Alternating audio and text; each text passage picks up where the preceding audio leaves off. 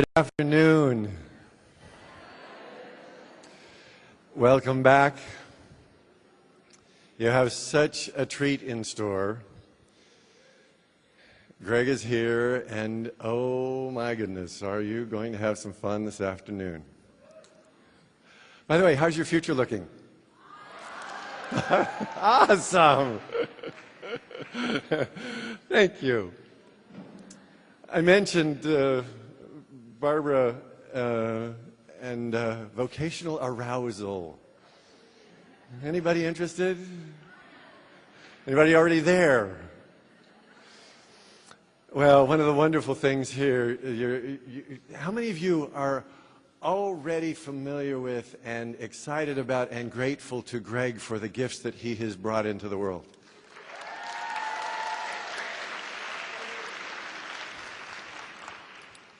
So there's another wonderful example of being passionate, and we were just talking about his commitment. Look at the years coming from an engineering background, working with Cisco systems when they were building the foundation of the internet, and then transitioning into now being a bridge between the science and the magic and the power of healing consciousness, all that we really are. Oh, by the way, how many spiritual beings are there in the room? Cool. Just checking to see if I went up the right place.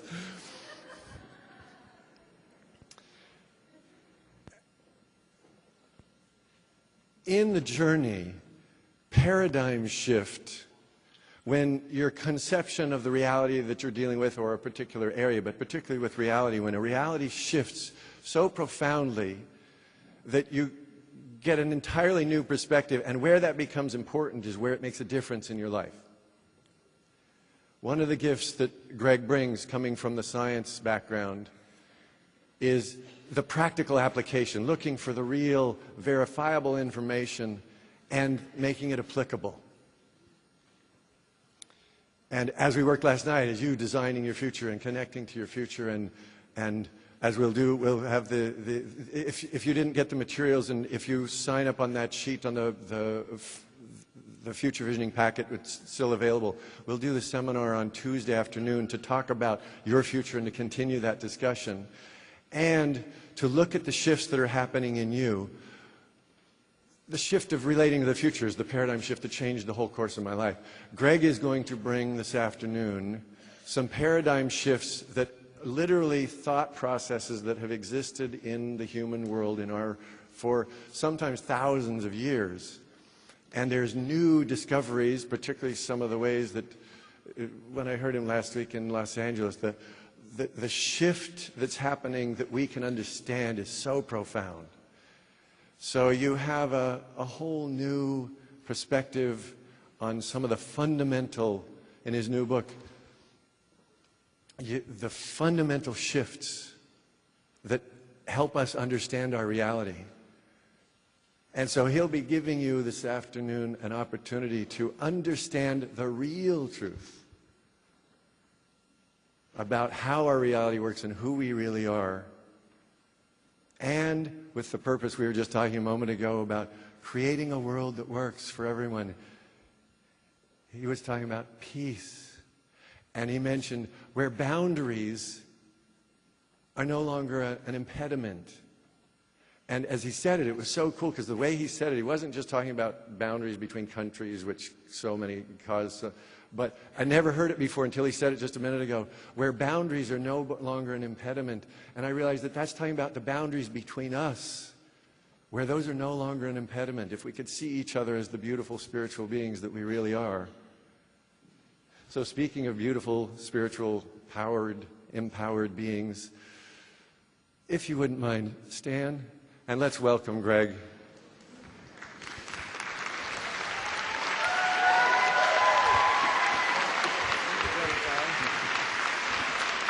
Hi is how I say your name. 100%, right? 100%. I want to know you. Oh, thank you.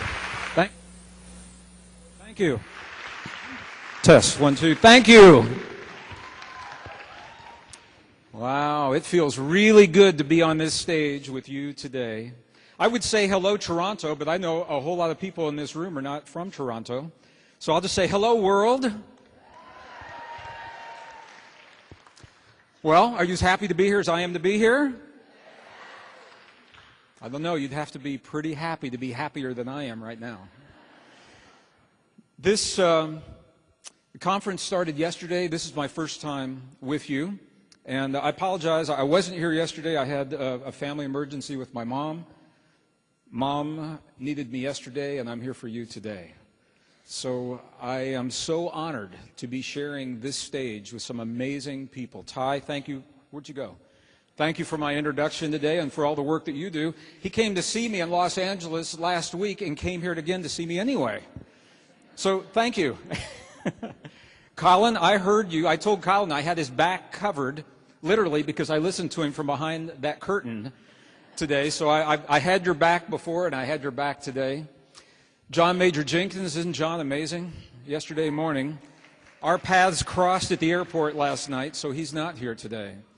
So what I'd like to do is to anchor the continuity of this day in a way that carries us beyond simply knowing, that gives us the opportunity to apply what we know. If you're in this room right now, I know that you know this is no ordinary time in the history of our planet. It's no ordinary time in the history of our civilization. It's no ordinary time in the history of Canada or the United States or any country you come from. And it's no accident that so many crises are unfolding in our lives right now.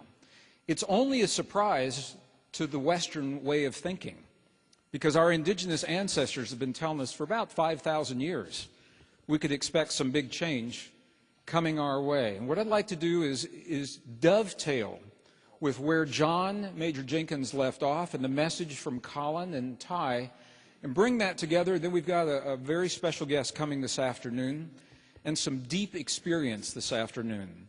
So with your permission, what I'd like to do, let me do a little bit of left brain stuff first that moves us into our right brain and our hearts. Are you okay if we do it that way? And I'm going to share with you why. Because even if you are the most right-brained person on the planet, your left brain is always working. And if we do not address our left brain, it's always in there. If I come in and say, okay, move into your heart and do this, your left brain's saying, how come? And how do you know it works? And how long am I supposed to do it? And how come nobody else is doing it like I'm doing it? Your left brain's always chattering. And when we understand, when the facts are clear, the choices become obvious, and no one needs to tell us what to do. And that's the way I would like to honor our time together today. How many are taking notes, planning on taking notes? I'm looking at all these notebooks poised. Well, good luck.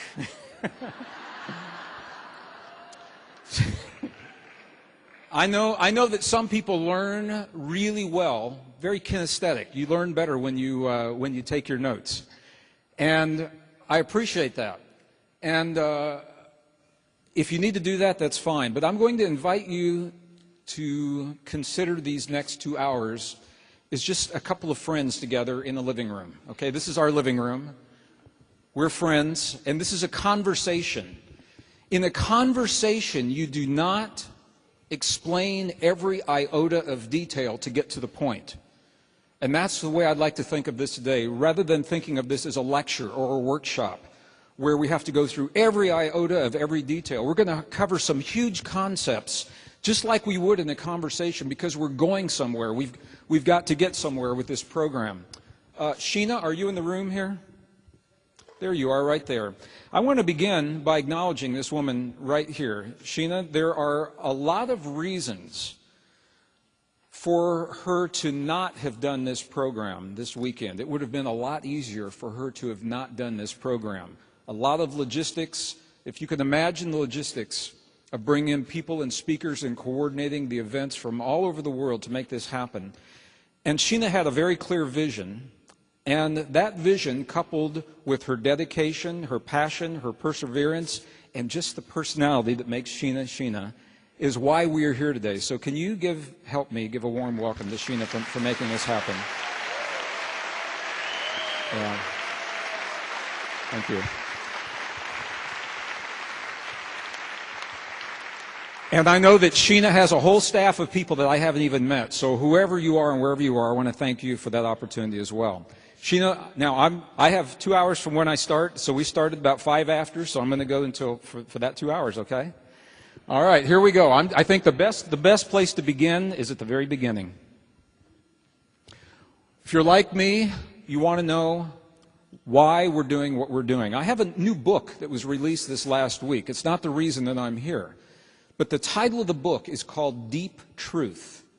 And I'm going to share some of those deep truths with you. And when people hear that title, one of the first things they ask is, where does that title come from?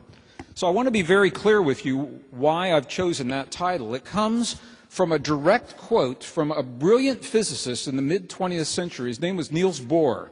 He was a colleague of Albert Einstein.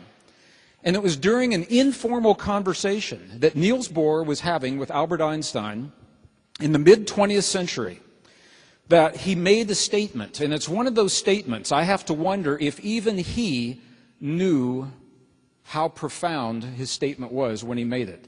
Here's the statement. Niels Bohr said this. He said, quote, "It is the hallmark of any deep truth that its negation is also a deep truth." Now, the first time I saw this, I thought, wow, that's really deep. It is. What does it mean? Here's what it means. He and Albert Einstein were having a conversation about science. They were saying that science is built on deep truths that have been accepted in some cases for 300 years.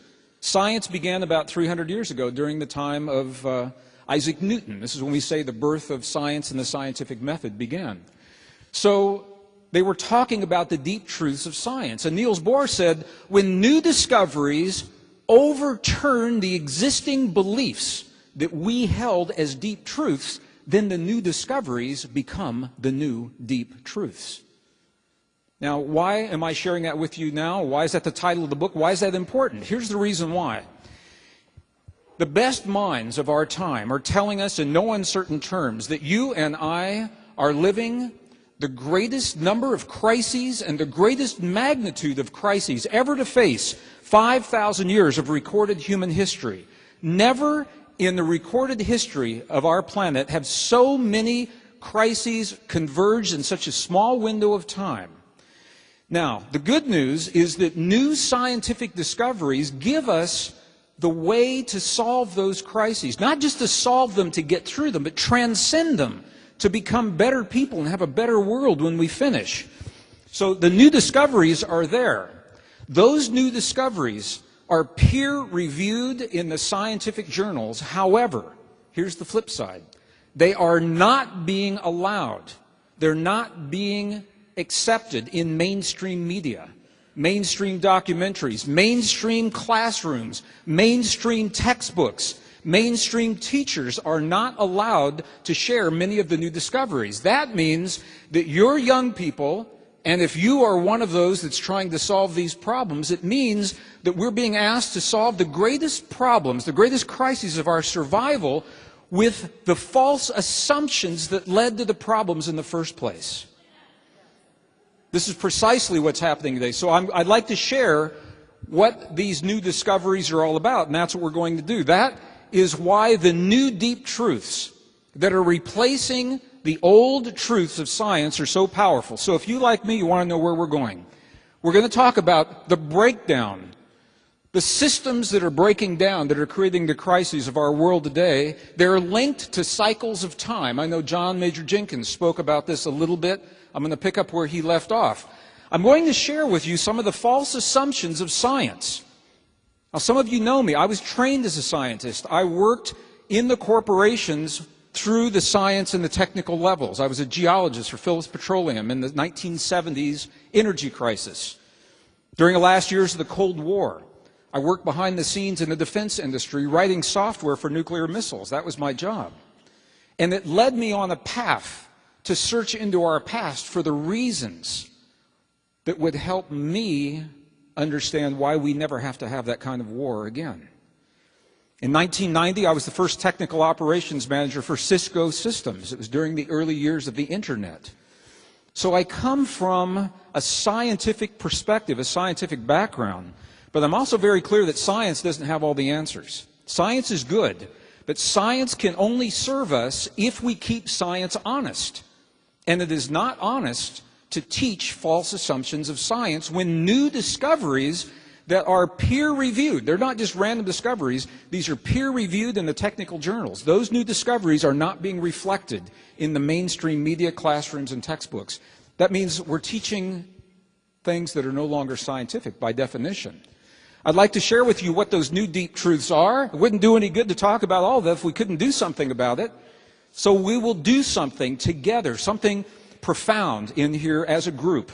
And we will join with people all over the world by the time we close this afternoon to share our new discoveries together. Are you okay if we do it this way for the next couple of hours? Does that make sense? Okay, good, good. It is not our imagination. The best minds of our time are in fact telling us that we are living a world of crisis. Okay, we are living what many are calling a perfect storm. It is a rare convergence. I'm going to say hi to this side of the room. We're living a rare convergence of natural cycles of the earth. Natural cycles of the earth, and I'm going to talk about these in just a few minutes and share with you precisely what I mean by natural cycles of the earth.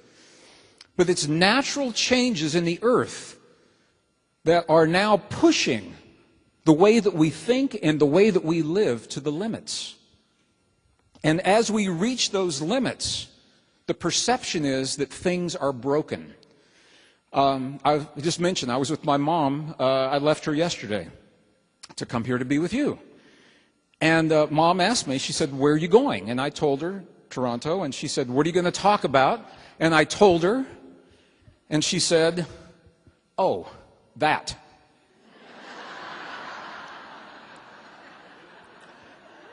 Because she's heard me say this for 30 years. She said, what can you say that you haven't already said? And I'm going to give you a direct quote from my mom. This is my 4'8" tall mom. Here's a direct quote. She said, what can you say? The world is going to hell in a handbasket, and that's all there is to it. Now, I'm sharing my mom's quote because I hear similar ideas throughout the world. I was just in Western Europe. We were just in South America a month ago. Everywhere, people feel like things are falling apart at the seams. And if we do not understand the mechanism that's driving the change, it's easy to think the world's going to hell in a handbasket. It's easy to think things are simply breaking for no apparent reason. When we understand the mechanism, all of a sudden things take on a whole different perspective. Now, the cycles that are driving the change. When I was in school, back in the 60s and 70s, and I know many of you in school, when you were in school, I always believed that Earth didn't move very much. You know, I knew as a kid, I knew that we had the 24-hour spin, you know, night and day, and we had the seasons, and I didn't think about much more than that. We now know that Earth is a very dynamic system. Earth's location in space is what is triggering the changes in the world that are triggering the changes in the way we live, that are triggering the changes in the way you and I think about ourselves and our relationship to the world. Earth's position in space, the orbit of Earth, the tilt, the angle, the wobble. Now, there are many places in the next 2 hours where one topic could be the whole program. And this is one of those places. So I'm not going to go into these in tremendous detail. What I want you to know is that Earth's location in space changes on a rhythmic basis. Some of the changes happen over periods of time that are so vast. Nobody living today was living when the change began. Our ancestors did their best to tell us that these changes were coming.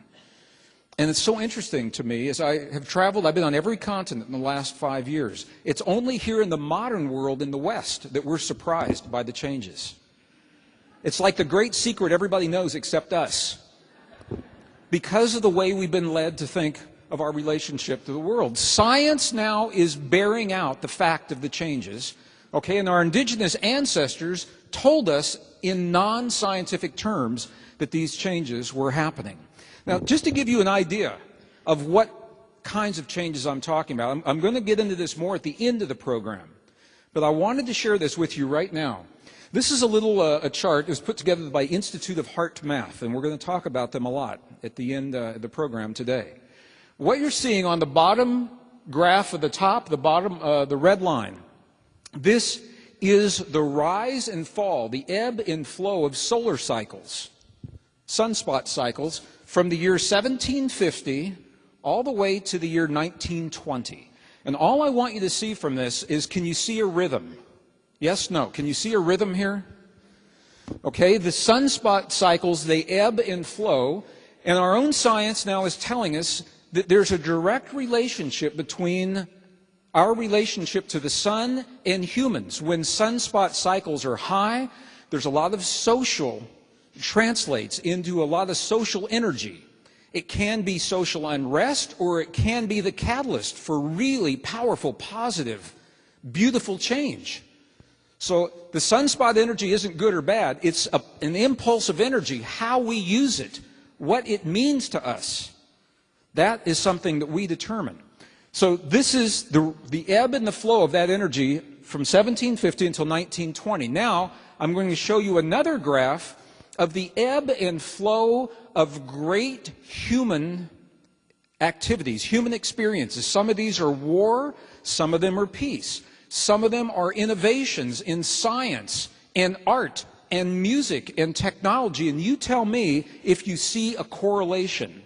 So the blue line will be the human activity as it correlates to the sunspot activity.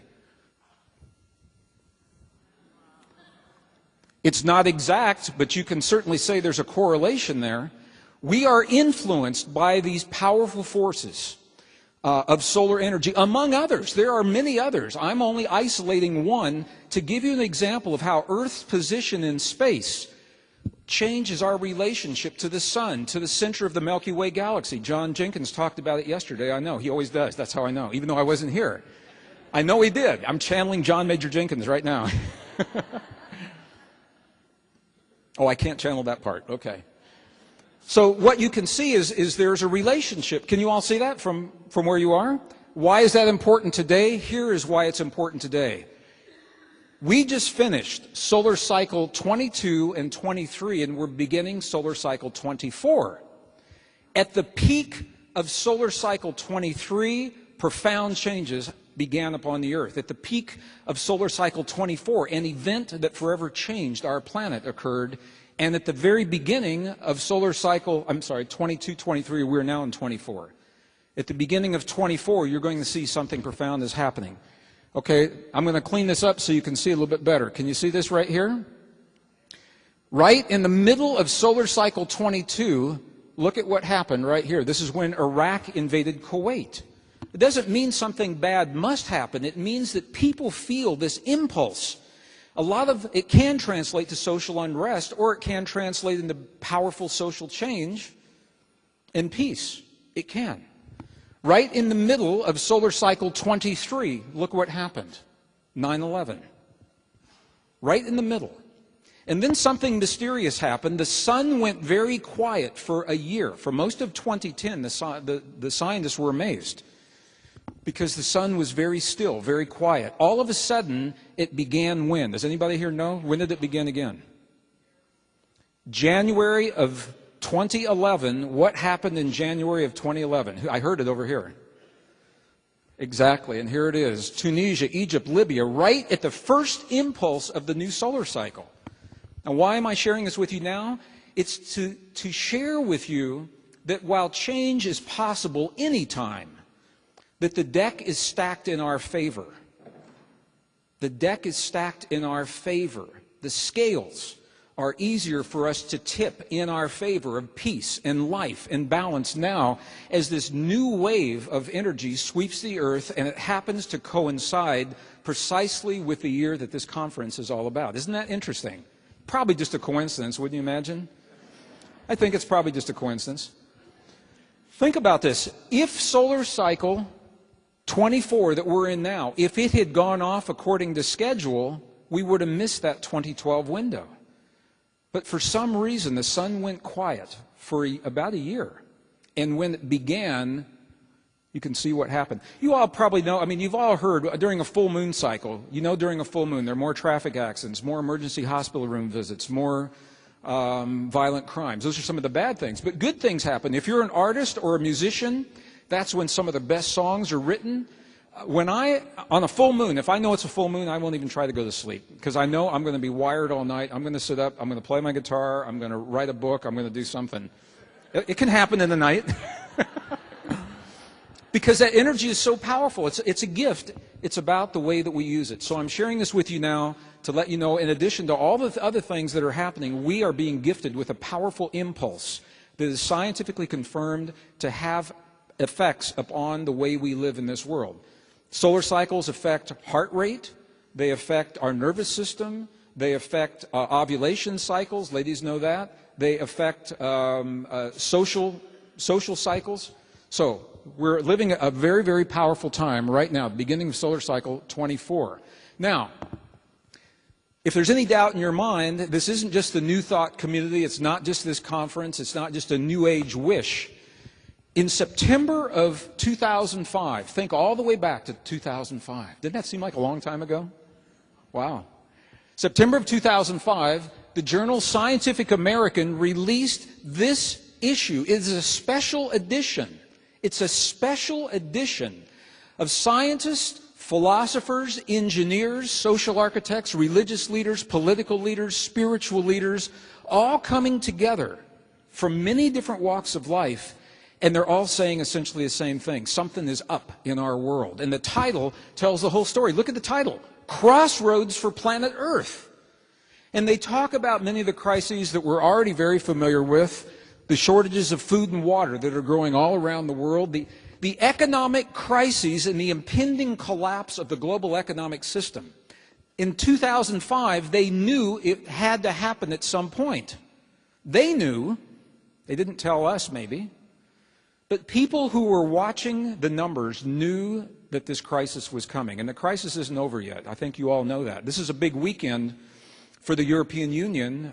Germany and France are in meetings, and they're going to make announcements today, if they haven't already, about where to go, and it's going to affect markets all over the world tomorrow. So they knew that this was coming. The danger of global war and multiple war fronts happening simultaneously. Unsustainable population. Ty just told me, is it Monday our 7 billionth person will be born? Oh, a week from Monday. Our 7 billionth brother and or sister will be born onto this planet. Can you imagine that? Now, as a musician, I'll tell you what I like. You've all heard the songs about the seventh son of a seventh son. So there's got to be a song about the 7 billionth son of a 7 billionth son, or I don't know. My mind's working on it. It's on the back burner. Okay. So the journal told us they were giving the world. This is the scientific community. That's why this is important. This is the scientific community saying to the world, heads up world, something has got to change because we are on a dangerous trajectory. We are living multiple crises. Now, there was a time in my life I didn't like the word crisis. I didn't want to hear that word, but I'm going to tell you why I really like the word now. If something is in crisis, it means it's not over yet. Crisis means we still have time to do something about it. Crisis simply means there's something happening that needs our attention. And multiple crises tell us that there are multiple things that need our attention in a big way. It was Harvard biologist E.O. Wilson that contributed to this article. And he made a statement. I love the imagery of this statement. Listen to what he said. Quote, he said, we are entering what he called a bottleneck in time. A bottleneck in time. I like that image. It's like a little narrow passage where a whole bunch of things have to pass through. We're entering this bottleneck in time, he said, when our resources, our physical resources, our emotional resources, our psychological resources, our resources of compassion, our resources of patience, and our ability to solve our problems will be pushed to their limits. Do you think maybe we're in that bottleneck now? Do you? I think we are. I think we reached it. Now remember, this was 2005. People who were watching the trends knew that something was up in 2005, so it's not just us. Our ancestors, our ancient ancestors understood the cycles as well. Now, in other programs, I could talk to you about the Tibetan traditions that I've experienced personally, or the Andean traditions and the shamans in Bolivia and Peru. But we're here talking about 2012, and the Maya calendar is the one calendar that uses numbers the way we think of numbers to tell us about these cycles. Now, I know that John Major Jenkins spoke about this to some degree, and there may be a little overlap, but I also know that there are things here that he did not address that may pull it together. So I'm going to go through this quickly to get to the false assumptions of science. But the ancient Maya, they are among the many indigenous traditions that calculated cycles of time, and they calculated what are called great world ages. You and I are living a rare, precious, pivotal moment, the last year of a great world age. Our world age, the end of this mysterious cycle, it began on August 11, 3114 BC.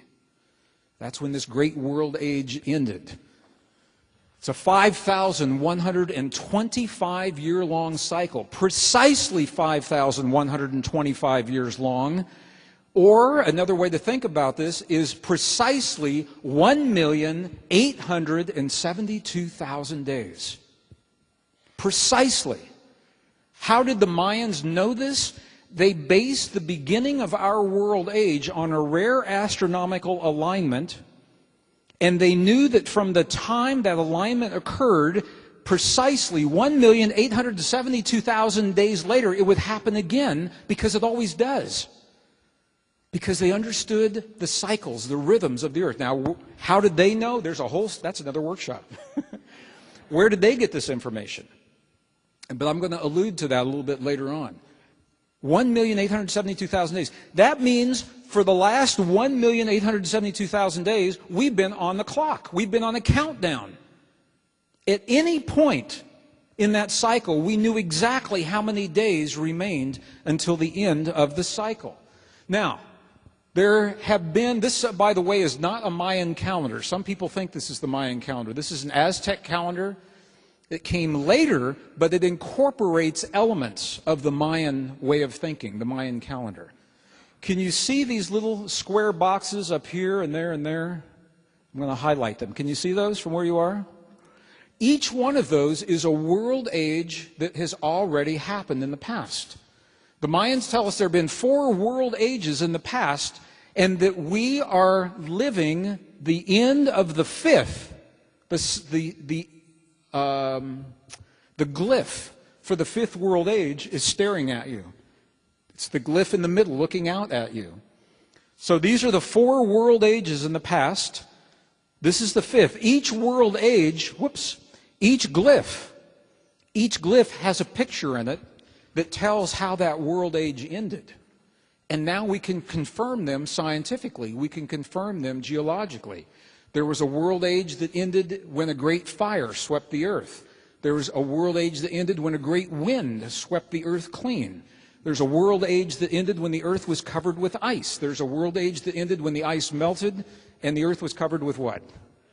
Now what I think about what we just said, they're all of the elements: earth, air, fire, and water. Isn't that interesting? And this world age ends, that glyph is the glyph for movement. And the ancestors can't tell us what that means. If it's a physical movement of the earth, it could be a movement of thinking, it could be a movement of belief systems, it could be a movement of the way people work and cooperate together, which is what I personally believe we're witnessing right now. So, there have been 4 world ages in the past. We're living the last year's the 5th. Now, our world age began on August 11th, actually at noon, on August 11th, 3114 BC. Okay, this is your first test. Do the quick math. You're taking notes. You can do it. Okay, 3114 BC, August 11th. Okay, add 1,872,000 days. And what is the year, the month, and the day that the next world age begins? Okay, I know you're all psychic. I know you're all intuitive. Just take a wild guess, you know. Okay, it happens to be the winter solstice, December 21st, 2012. It's not the end of the world, it's the end of a world age. Now, the media has picked up on this, and they've latched on to the most frightening of possibilities, and it is scaring the hell out of a lot of people all over the world. I've seen it, especially young people. Can you imagine being a young person just graduating from high school next year, and the media it's on TV, it's got to be true, so TV's telling you the world ends when you graduate? Seriously. I had an email from a young girl, and she said it doesn't seem fair that the world would end just when my life is going to begin. And that is reflecting the thinking of a lot of young people. There's no scientific evidence that the bad things that are being shown in the media are going to happen the way they're being portrayed in the media. Here's the reason why. I want you to see this. 2012 is not so much about a date. 2012, December 21st, is the last day of the cycle on the Mayan calendar. And if it's the last day of one cycle, by definition, it's what? It's the beginning of the sixth world age. We could all be celebrating the beginning of the sixth world age, but that's not as cool as the end of the last one. So people like to talk about endings. But here's what the Mayan elders themselves tell us. That there is a window of time. I'll say hi to this side of the room. Hi to this side of the room. The Mayans themselves, they tell us that that's the date on the calendar, but it's not about a date. It's about a window of time. It's about a zone of time, a zone of change, and that zone is a 30-year window between the year 1980 and 2016. They said that's when you can expect the change. Now, why am I sharing this with you now? Here's the reason. Because to me, it feels way different to know that we are already, this is now 2011, almost the end of 2011. If the zone of change that the Mayans are talking about ends in 2016, we're over halfway through that window.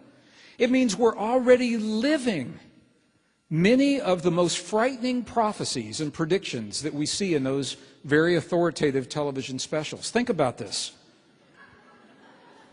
What happened? What happened? Very authoritative? I thought maybe my pants were unzipped or something. I mean, that's the only time people laugh at inappropriate time. It's okay, I got black underwear on. You would never know it. Never in a million years. Okay. Pardon me? Oh. Okay, we'll scratch that. Now the world knows. Here's a 30-year window of time. We are over halfway through and well into the changes. Think about this. We are already living many of the most frightening of the prophecies and predictions that we have been told to expect and anticipate and fear on one date in our future. They're already happening. We're already seeing fires raging out of control on multiple continents in the summer months. We're already seeing the weather patterns change and the crops don't grow in their season and the food shortages. We're already seeing the ice melt.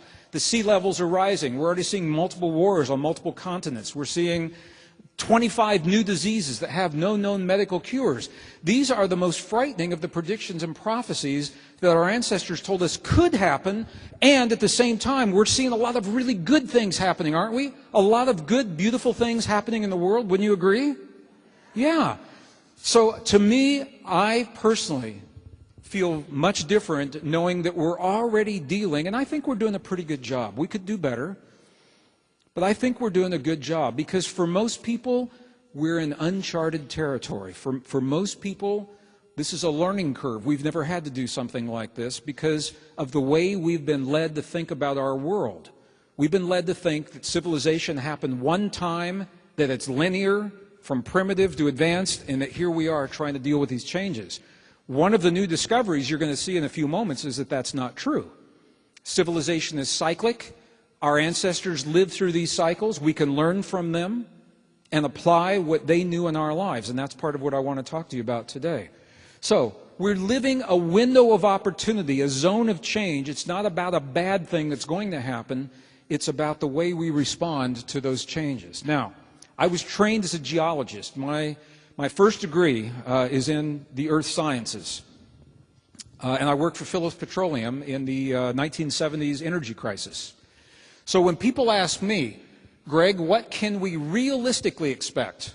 Not what are the prophecies and the predictions and the guesses. Realistically, my scientific brain wants to look at the cycles of the past to give us an idea, just to give us an idea. So are you interested? We don't have to do this. Are you interested in looking geologically just for a few minutes? Okay, so because this is a high-tech program, I could flip right by this and you'd never know it. But if you're interested, I want to share it with you.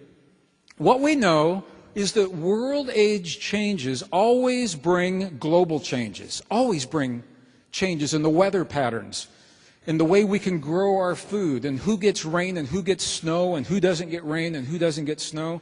That affects the way that we share our resources back and forth. That always happens. So when the world changes, we change. We are changed in the presence of a changing world. And now historians are linking the rise and fall of civilizations and cycles of war and peace to the great world age cycles that you were never taught about when you were in school. Probably I wasn't taught when I was in school, unless you went to a really progressive school. I wish when I was in kindergarten somebody had said, Gregg, in your lifetime, you will see the end of a 5,125-year-long cycle that began the year 3114 BC. You're living the last days of the fifth world age. I wish they'd told me that. I might have made some different choices along the way.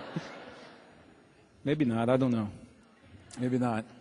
The 60s were still great, though, okay? No matter how you look at it. There's a whole workshop there we could do. All right. The key in the cycles of the past is if you know where to look in the cycles of the past, you know what to expect when they repeat. It makes perfect sense. There is an entire library locked up in the ice of the earth. I know some of you know this and some of you have never heard of this. Every year there's a new layer of ice on the north and the south poles that's deposited.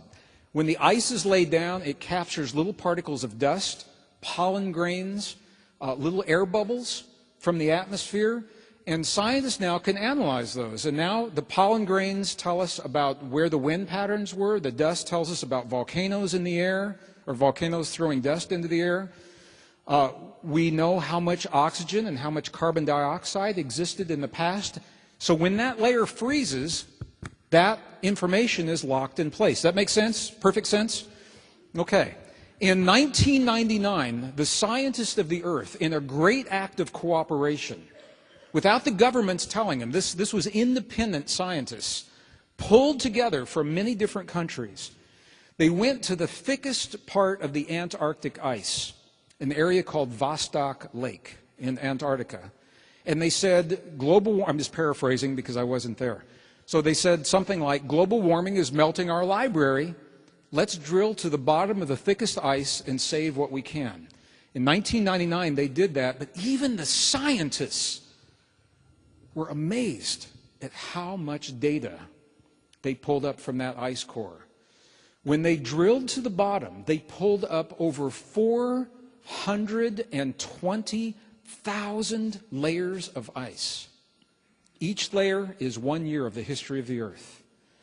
All of a sudden, scientists had 420,000 years of our past to compare to right now to see if Earth is broken, to see if we're living a time that's anomalous. Now, I want to share with you a little bit about what we found here. Some of you have never seen this. This is what the ice library looks like. These are libraries of ice cores. Here is an actual ice core right here, and you can see the layers. You see all the layers, the striations in there? Each one of those is a year of Earth's history. Okay, I'm going to go through this really quickly because we've got so much to cover today, but I just want to give you I want to give you the essence. The essence. Got to go with it. The essence of what was found. Now, this is one of the ice cores. I always thought if this whole author thing doesn't work out for me, I could go back as a geologist and work with the ice cores because every time I see them, they're always smiling. See? So this must be a lot of fun to do this job. But from these ice cores, we can tell about ancient temperature, ancient sea levels, the strength of the sun, which is going to be very important in just a minute, and the strength of Earth's magnetic field. So, climate change. I'm just going to ask you a question here. How many in here feel, are you in agreement that the climate is changing? Okay? And it is, okay? How many think that the climate is warming? Okay? How many think the climate's cooling? Well, the answer is yes. And this is why I think it's really important to look at the data in perspective. Now, a few years ago, there was a very popular film that brought the idea of climate change right into our living rooms, and I think that is the great service that this film did. It was a film on global warming. It's called An Inconvenient Truth. And I saw that, and I thought, at last, we're getting it into our living room. The idea is good, but let me share with you the data and some of the mistakes that were made with the data. This is a chart right here that was shown in a lot of that film. 1880 to the year 2000. Okay? From 1880 to the year 2000, this is the annual mean of temperatures. If you look at that, it looks like there's a big problem, doesn't it? The temperatures are going up. Actually, they're going up and they're going down. Here it's warming during that part, and here it's cooling during that part.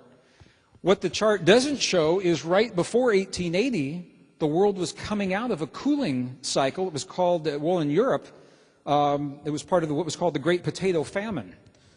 A lot of people died because the weather changed. They couldn't grow the food the way they used to. The reason the data starts in 1880 is because that was the first year that consistent records were kept by the National Weather Service in the United States, for North America and other parts of the world. So it begins in 1880.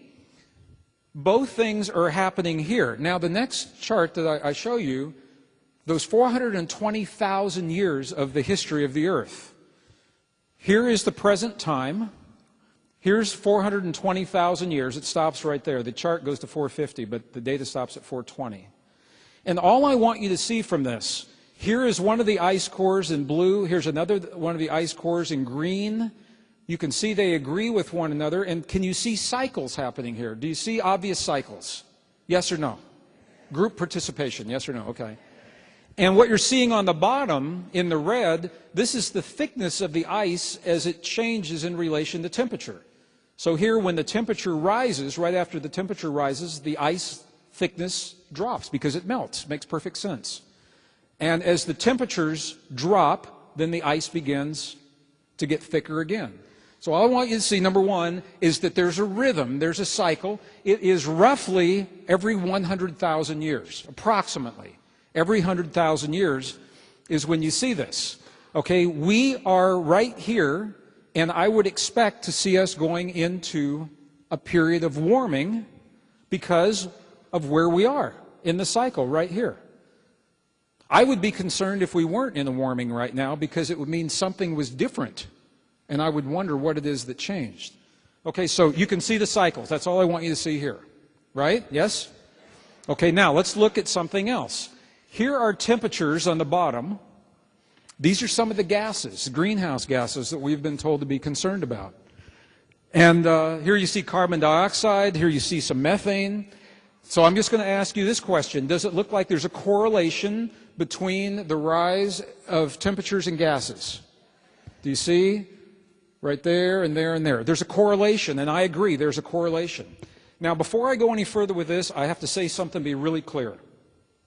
We definitely need to clean up our act here on planet Earth.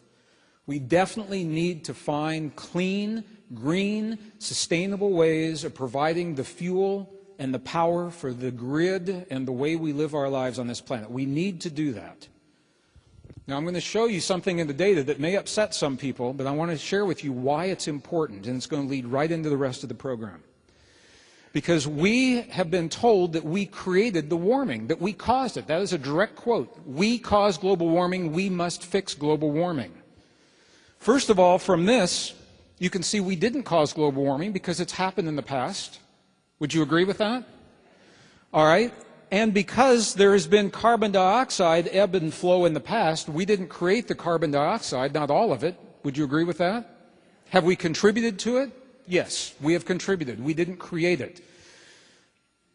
But I'm going to show you something else, and this isn't getting much attention in mainstream media. It's in all these charts are in the new book. If you're taking notes, just stop taking notes and go get the book, okay? No, the charts are all in the book, just so you know. All right. The rise and fall of the gases and the temperatures are definitely linked. Now, here's present day. Here's 100, 200, 300, 400,000 years ago.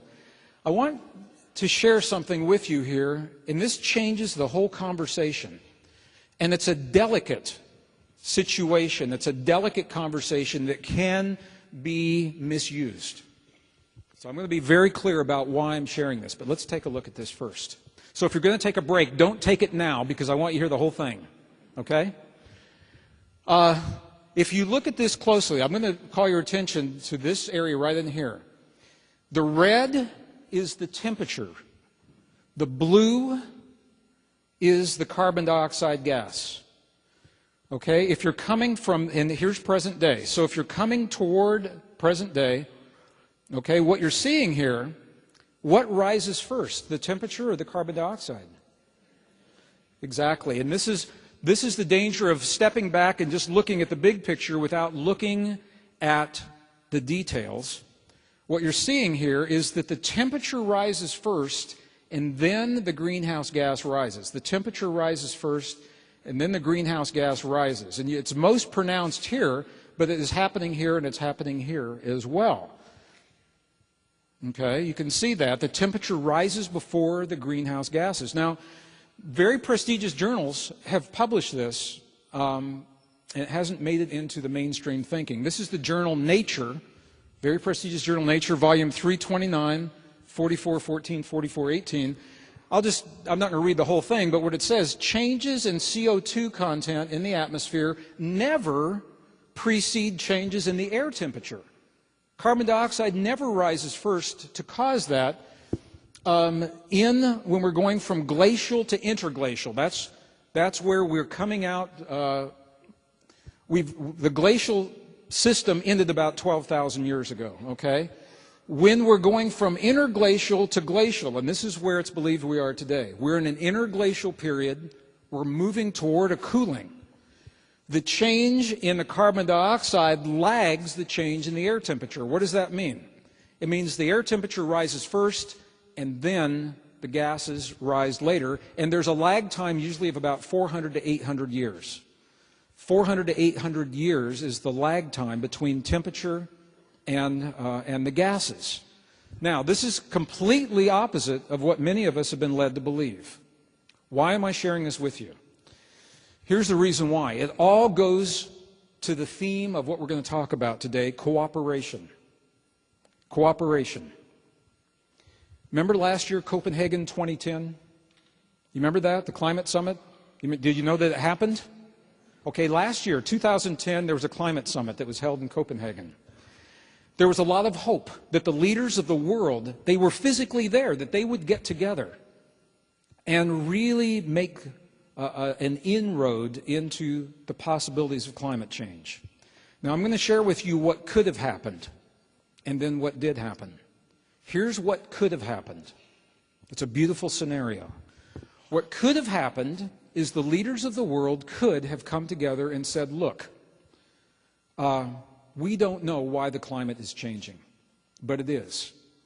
And the people of our nations are losing their lives. We're losing cities on the coastlines. As superstorms wipe them away, people are losing their ability to create food and living the way they have in the past. Let's work together to help our people adapt to the climate change, and let's show the world that we are greater than the differences that have divided us in the past. What a powerful opportunity for cooperation, wouldn't you agree? That's what could have happened.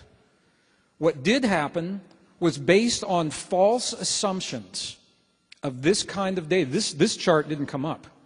Based on false assumptions of other kinds of data that lead the people to believe that climate change is human-induced.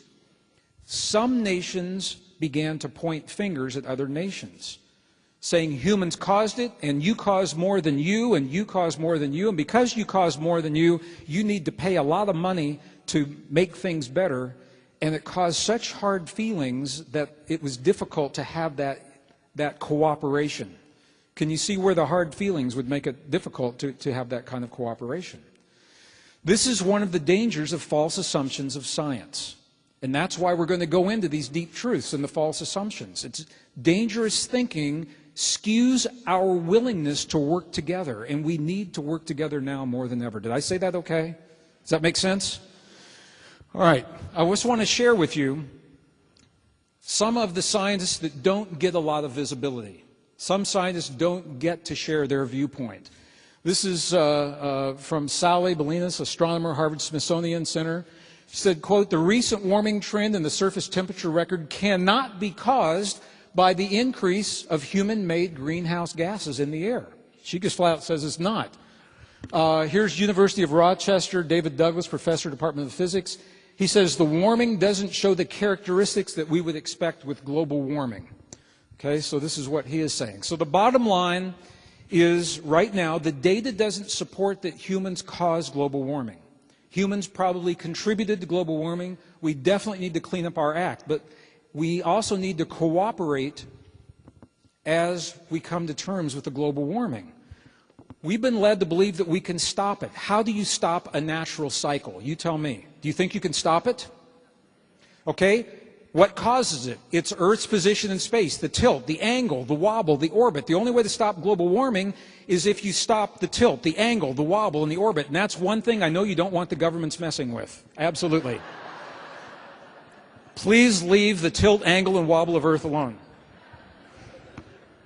I believe, and this is my personal feeling, this is a natural rhythmic cycle that is rare and we haven't seen it in our lifetimes. We are better served working together to adapt than pointing fingers and blame trying to stop it. So that is why I wanted to share this with you. Now, thank you. This chart, this is the last chart like this I'm going to share with you. Remember I said that our relationship to the sun changes. The red line is the intensity of the sun's energy reaching the earth. Here's present day. Here's 5,000 years ago, the last world age. Here's 10,000 years ago. And what I want you to see is this. I'm going to do this really quickly. There's 5,000 years ago. I'm sorry, there's today, there's 5,000 years ago. If you draw a line from the intensity of the sun then to now, what you see, I'm going to clean this up. Let's clean this up a little bit. There it is right there. The intensity of the sun reaching the earth today is almost precisely where it was 5,000 years ago, the last world age. And if you go another 5,000 years, 10,000 years ago, it's very close to where it was then as well. I wrote a book called Fractal Time. I know some of you have that book. And this summary is in Fractal Time. These are some of the major parameters, the magnetism, global warming, the ice, and the energy from the sun over the last two world ages averaged together. Historically, the magnetic field of the earth has been between 5.5 and 10.5. On this scale, right now we're at 7.5, okay? That means we're where we should be. That's why I'm showing this to you. I don't want to get real technical. I just want you to see that Earth isn't broken. Historically, the Earth does warm 1 to 2 degrees Celsius as we go through this. We're globally around 1.5 degrees Celsius. Some places it has warmed more, and that may be because we contributed to the global warming. That could be. We didn't cause it, but we have contributed. The polar ice melts as we go through these cycles. It's melting now. The sun's energy, there's a sharp increase, and that's exactly what's happening now. So what does this mean? The bottom line for me, the bottom line is that we appear to be on track for the physical changes, the physical conditions that come at the end of a world age. This is what our ancestors tried to tell us. So I am less concerned about the physical conditions and more concerned with how we treat one another as we go through the changes. I'm more concerned with how we deal with the personal and the social and the cultural changes. Now, I'll just share with you, I'm going to deviate from facts. This is a Gregg-ism. This is my personal feeling. Here's what I think we're seeing right now. I think what we're going to see is that the changes, if you look at the chart, here's the chart. World age changes are really intense, and we're living some very intense changes right now. But they're also brief. The warming doesn't last forever and ever and ever. As a matter of fact, many scientists believe the warming topped out, and we're now moving into what comes next, and it's what comes after the warming that's more of a problem than the warming. What comes after the warming? Global cooling. Why is that a problem? Here's the reason why. It affects the northern hemisphere more than the southern hemisphere. The northern hemisphere is where most of the land is. It's where most of the people live. It's where our food is grown. That's what we ought to be getting ready for. In my opinion, it's what comes after the warming cycle. But I sense that this is what's happening. I think that the transition period shown in these geologic changes, I think this and the social changes are becoming so intense that they will force us to work together in ways that we never have before because we need to get through the changes. I think we're seeing that begin. But I also believe that what will happen is that even when the changes are no longer present, we're going to find that we're better people and we have a better world because we work together, and we'll continue working together when we're not going through all these crises. And by doing that, I think we will meet the most beautiful prophecies of our ancestors that say we have a new world that looks very different from the world of the past. The changes will force us to work together, and then when the changes are no longer there, we'll continue to work together. You think that's possible? I think that's exactly where we're going.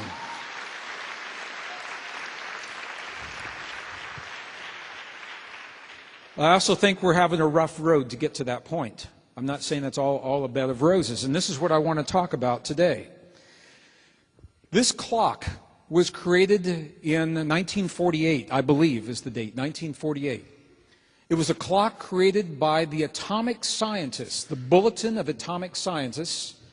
In 1948 was 3 years after the detonation of the first nuclear bomb.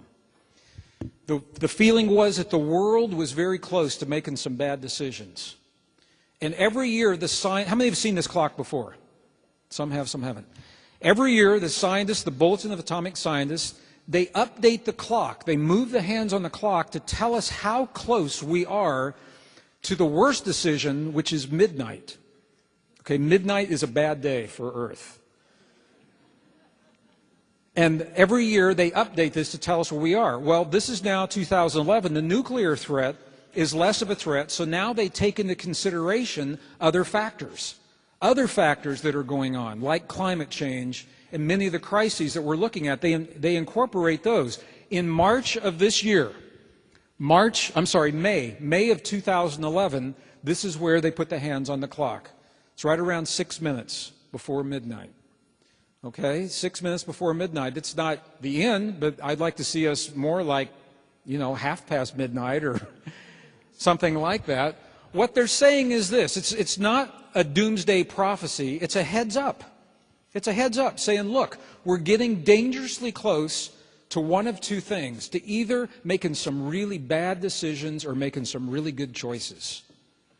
And this is the scientists of the world telling us this. Bad decisions or good choices. You and I have the opportunity, this rare, absolutely rare, precious, pivotal moment to tip the scales in our favor in a way that has, to the best of my knowledge, has never happened here on planet Earth.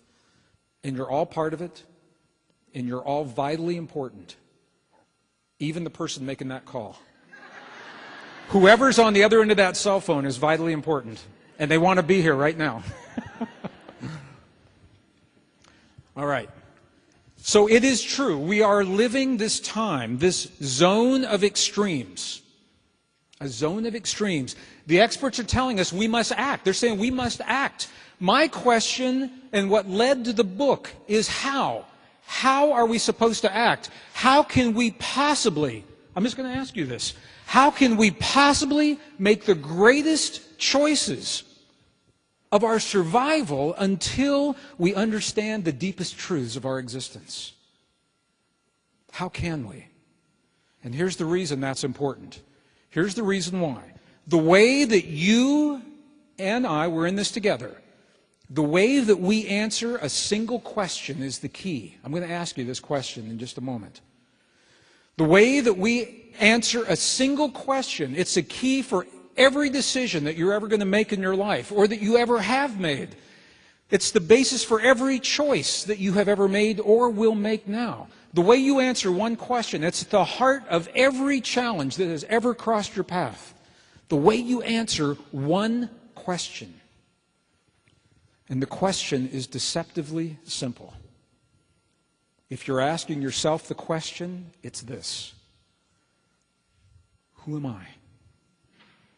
Because there's a lot of us together, it's who are we? And you may say, well, what's the big deal about that question? The way that we think of ourselves in the world, our relationship to ourselves, our relationship to one another, our relationship to the earth and beyond, is the basis for the choices we make, the policies we enact, the laws that we pass, and the way that we solve our problems. It's all based in the way we think of ourselves. Suddenly, this becomes a question, I don't know what could be more important than how we think of ourselves. Who are we? Well, here's why this is important. I have spent the bulk of my adult life looking for the answer to that question from many different perspectives. And I love to look at this slide. Ty heard me talk about this last week, because people have pointed out to me that my search is documented by the length of my hair over the years. And then during the book signing, somebody told me it's also documented by the color of my hair over the years. So, you know, it is what it is. My journey has taken me, and some of you have shared the journey with me, and you're here anyway, and thank you both for being here, and they survived and came back, and here we are. My journey has taken me into some of the most amazing places in the world. Two more people who have taken the journey with me, and you're still alive. I think the hardest part of this program is that every one of the slides I'm about to share with you has a story. And I'm not going to be able to share the story because of the interest of time. But my journey has taken me into some of the most amazing monasteries. What is called the roof of the world, the highest elevations on the Tibetan plateau. And very humble mud brick monasteries in the deserts and the mountains of Egypt. I've had the opportunity to be in many of the beautiful, magnificent temples throughout Southeast Asia, and be with young monks who open the doors to hidden libraries to share with us what it is they know that we forgot. And I've had the opportunity to look at these books, in some cases translate them myself, so I know what I'm actually reading. And they come from even older sources of knowledge. And what's in these books is translated into many other traditions that I've had the opportunity to see firsthand. And as different as they are from one another, there are common themes that flow through all of these traditions, and I've had the opportunity to share the time with men and women who live those traditions in their lives. These are the sadhus outside of Nepal, the tantric masters in northern India. I've had the opportunity to meet with the monks and the nuns and the abbots and the lamas in some of the most sacred and cherished traditions, the holy women that are still alive today, that share and preserve this knowledge and this wisdom with us. I've had the opportunity to meet and spend time and share time with the shaman in the high Andes of Bolivia and Peru, and with many of the indigenous musicians throughout the world who share the power of their sound to open our hearts. The power of their sound to open our hearts. I've had the opportunity to meet beautiful pilgrims like this man that full-body prostrations across the Tibetan plateau for 8 months to be at the temple where I met him. What he's wearing on his hands are the pads to keep his hands from rubbing raw as he goes down into the next full-body prostration. 8 months across the Tibetan plateau. Beautiful nomads. I mean, look at this woman's eyes. Look how clear she is. All of them, as different as they are from one another, these people live in a world whose traditions allow for the change that we are living right now. They've known it, they expected it, they anticipated it. Western world, the modern world, the world of science that began 300 years ago doesn't allow for these traditions. It hasn't allowed for the cycles of nature and the cyclic changes of the earth and what it means to us. So we have a lot to learn from our ancestors if we have the wisdom to acknowledge and embrace what they have preserved for us. For over 5,000 years, our ancestors did their very best to answer the question, who are we? It's only been the last 300 years that science tried to do the same thing. 300 years since about the time of Isaac Newton is when we say the scientific method first began. Whoops. There's a problem. You're going to see this slide a lot. There's a problem. For 300 years, science has tried to answer the questions, who are we? The problem is this: science doesn't believe the scientific answers. Science finds the answers and they say, oh, that can't be the answer because that changes everything. So we'll put that answer over here. The quantum stuff that tells us we're all connected, we'll put that over here. Science is stuck on the big questions of life. Now, I'm going to make a distinction between science and technology. The technology of our iPads and iBooks and iPhones, awesome. The cloud, awesome technology. But the big, deep questions of life, for 300 years, the best minds of our planet with the most money and the most machines have been asking these questions, and they're looking within the parameters that they have been led to believe are true. They don't have the answers yet. Don't you think if we were on the right track, after 300 years of the best minds and the most money and the biggest machines and the most expensive technology, we would have those answers by now? Don't you? If we were on the right track. Science still has not answered the question, what is life? They cannot come up with a definitive answer for life. Science still cannot tell us how life began. Science can't tell us how we began. We're going to talk about this in a minute. They're still looking for the unified field theory. If we were on the right track, don't you think we would have that theory by now? They've written consciousness out of the equation, and they're wondering why they can't get the unified field theory to work. Okay. I think science is a good method. It's only good if we honor the way science is designed. Science is meant to be updated when new discoveries are made. Those new discoveries must be incorporated into the existing belief systems. That's where the system is breaking down today. That's where we began today. New discoveries, they're not being reflected in mainstream media, classrooms, textbooks. Teachers are losing their jobs for even suggesting there are alternative theories to some of our most cherished beliefs. Okay, so I think we're on the wrong track. Now, there are many false assumptions that science has made. I'm going to share 5 of them with you, and then I'm going to ask for your permission to eliminate a couple of them real quickly. Okay, let's do this. If you're in school today, if you have young people in school, when I was in school, we were taught that evolution explains life and it explains human life.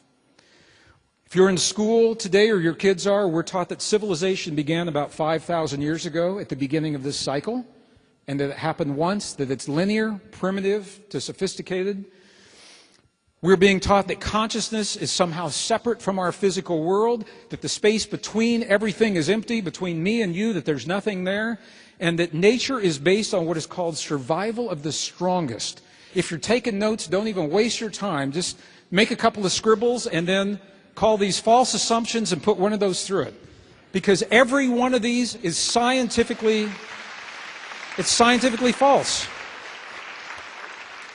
Every one of these, and this isn't just new thought, peer-reviewed journals, peer-reviewed, that's accepted in the scientific circles. The mainstream refuses, or at least is reluctant, in some cases is absolutely refusing, to carry these in the way the teachings are. Now, here's why this is important.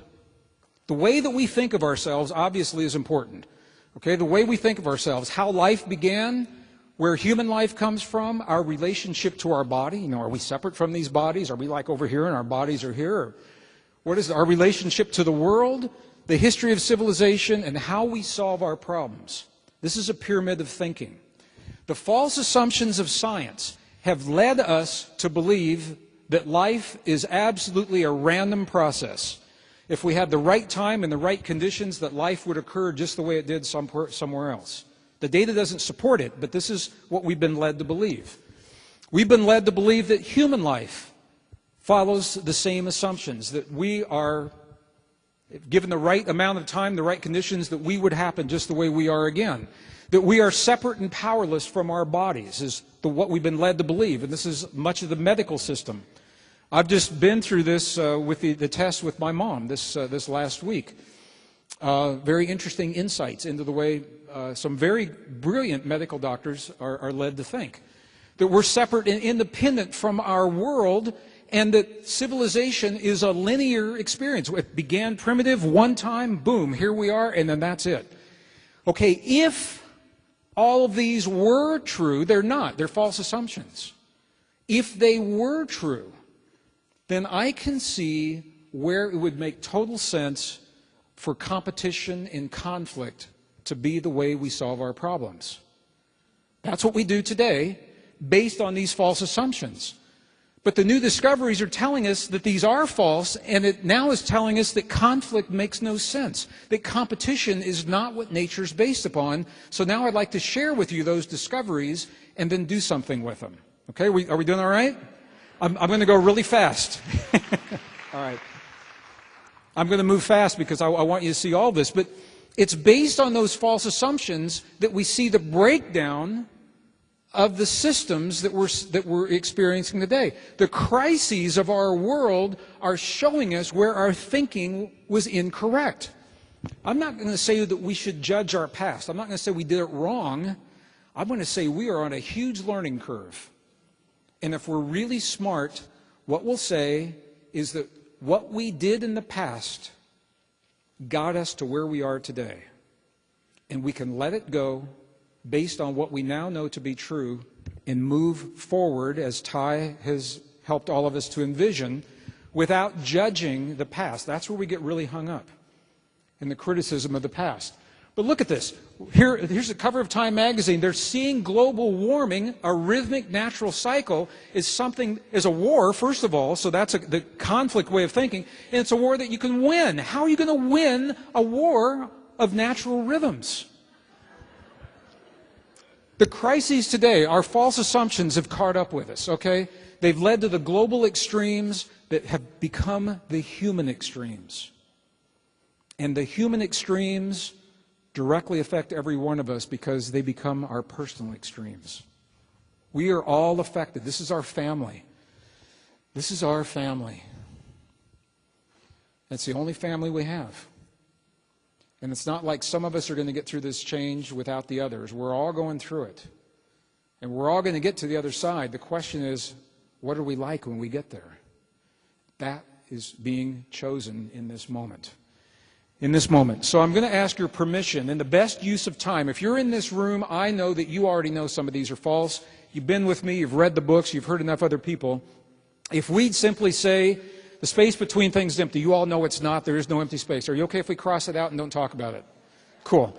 Okay, if we say consciousness separate from our physical world, the new discoveries are showing that consciousness is the basis of the physical world. It's what's left out of the unified field theory. So if we cross that out, are you okay with that? Oh man, we're moving fast. This is great.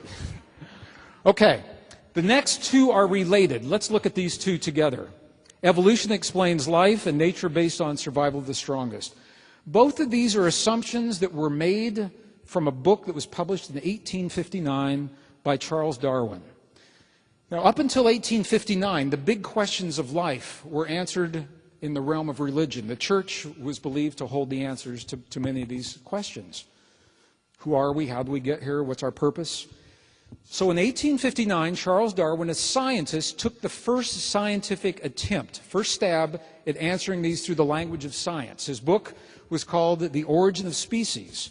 And because it was scientific and the first of its kind, the ideas were embraced quickly, they were entrenched deeply, and they were accepted throughout the world and remain entrenched to this moment today in many places. Now, if you go to the bookstore, this is the title that you're going to see. Do you all know about the rest of the title? I'm going to share with you the rest of the title of Darwin's book. It gives insight into his thinking, and it's a whole different vibe of what he was sharing. So the title that we see, if you go to Amazon, for example, The Origin of Species by Means of Natural Selection, here's the rest of the title. Or The Preservation of Favored Races in the Struggle for Life. And this is his perspective. Now, I want to say something about Darwin. He was a scientist. And I think he was probably a pretty good scientist. In my estimation, the mistake that Darwin made was that he went to one place in the world and he made direct observations of insects and animals there, and he attempted to take what he saw in one place and generalize it and apply it to all life everywhere, including humans. Does that make sense? He took what he saw for some forms of life and tried to make it fit all forms of life. And the facts simply don't support it. The data doesn't support it. So, one of the things that Darwin said, and I want to share his own language. I want you to see Darwin's own words. They're a little flowery in the language, but I want you to see his exact language. Now, this is a scientific book. Tell me if you think this sounds scientific. He's talking about the origin of life itself. Where did it come from? Here's Darwin's definitive scientific explanation. He said, therefore, I should infer from analogy that probably all the organic beings which have ever lived on this earth have descended from some one primordial form into which life was first breathed. Think about that. Infer from analogy that probably, if he talks about into which life was first breathed, where did the breathing come from? These aren't really addressed in his ideas. What he's saying is that something happened, life began with a single cell, and from that all life emerged, including you and me. Here's the problem with that. And I'm probably not doing justice to this topic. In the interest of time, I'm going to hit the highlights. As a geologist, I tend to look at the geologic perspective. This is a geologic map of time. The most recent is the present is at the top. This is the oldest at the bottom. You all have heard, if you're in this room, I know you've heard of something called the Big Bang in physics. It's when the big release of energy and the universe is believed to have begun.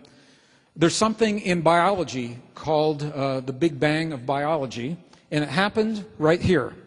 About 545 million years ago, a time called the Cambrian, and what we find here is that it's in this time that 98% of all of the forms of life that we see on Earth today all occurred in that relatively narrow window of time. They didn't evolve slowly and gradually over long periods of time. They appeared. I don't know why. I don't know what the answer is, but I know that that is not Darwinian evolution as we've been led to think of it. Here's a little chart right here. Here's all the forms of life that were in the world about 550 million years ago. Boom. Here is what's called the Cambrian explosion right there. Something happened. I don't know what it is, but this is not evolution the way that Darwin thought of it, as slow, gradual changes or punctuated equilibrium, as other biologists have talked about. The data doesn't support that this happened in this way. For life in general, what about humans? What about us? Well, last fall, this is one of the charts that was used on some of those very authoritative documentaries, the human family tree. This is us up at the top right here. And can you see these thin lines that link us? Can you see those lines right? I'm going to highlight them in blue. Right there. Everything that you see in blue, if you look here on the legend, what it says, those are not factual lines. They are inferred or speculative connections. Inferred or speculative, but they're being taught as fact in school. And if any alternative ideas are introduced in the classroom, I don't know about here in Canada, in the States, teachers are losing their jobs for introducing the possibility that an alternative theory may be available. How many of you have heard of Neanderthal or Cro-Magnon? Okay, this should have made national news. The cover of Scientific American or USA Today. It didn't. Neanderthal, when I was in school, I was led to believe Neanderthal was my ancestor. Okay? 1987, I'm just going to do this quickly as a very quick example. 1987, an amazing discovery that could be a whole workshop unto itself was made. There was a Neanderthal infant girl who was found preserved in a cave in northern Europe. Preserved. She wasn't fossilized. She wasn't mummified. She was preserved. Her skin was intact. Her eyes were intact. Her hair was intact. What else was intact? Who said that? DNA. Okay? They are supposed to be our ancestors. All of a sudden, we had DNA from those who were supposed to be our ancestors to compare to us today. It took 3 years for them to publish the results. The results were published in the very prestigious journal Nature in the year 2000, and here is volume 404, March 30th, 2000, page 490. So it's on the audio, you have it. You don't have to write it down. Because this is the deluxe 2-hour Toronto Symposium of 2012, I'm going to cut through the whole study and go to the last sentence of the last paragraph of the bottom line and tell you the conclusion. Here's the conclusion.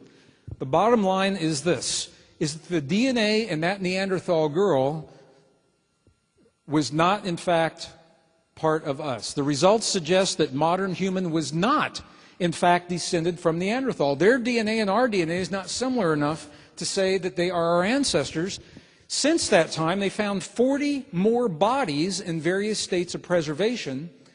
The DNA has borne this out, and it's also told them that the Neanderthal walked the earth with us. We shared the earth with them, which means we could not have descended from them. So now we know who we are not. Okay? We're not descendants of Neanderthal. Okay, when I was in school, there was a form of life called Cro-Magnon. That term is no longer used for a very good reason. Right now, the term has been changed to anatomically modern human. Anatomically modern human for a very good reason, because that's what it is. Cro-Magnon, anatomically modern human, showed up on this earth 200,000 years ago, and for all intents and purposes, it has not changed to this day. If you take an anatomically modern human, a Cro-Magnon skeleton right there, and you look at my skeleton here, except for their leg bones being a little thicker because presumably they walked more than we do today, you cannot tell them apart. Proportions are the same. Cranial capacity is the same.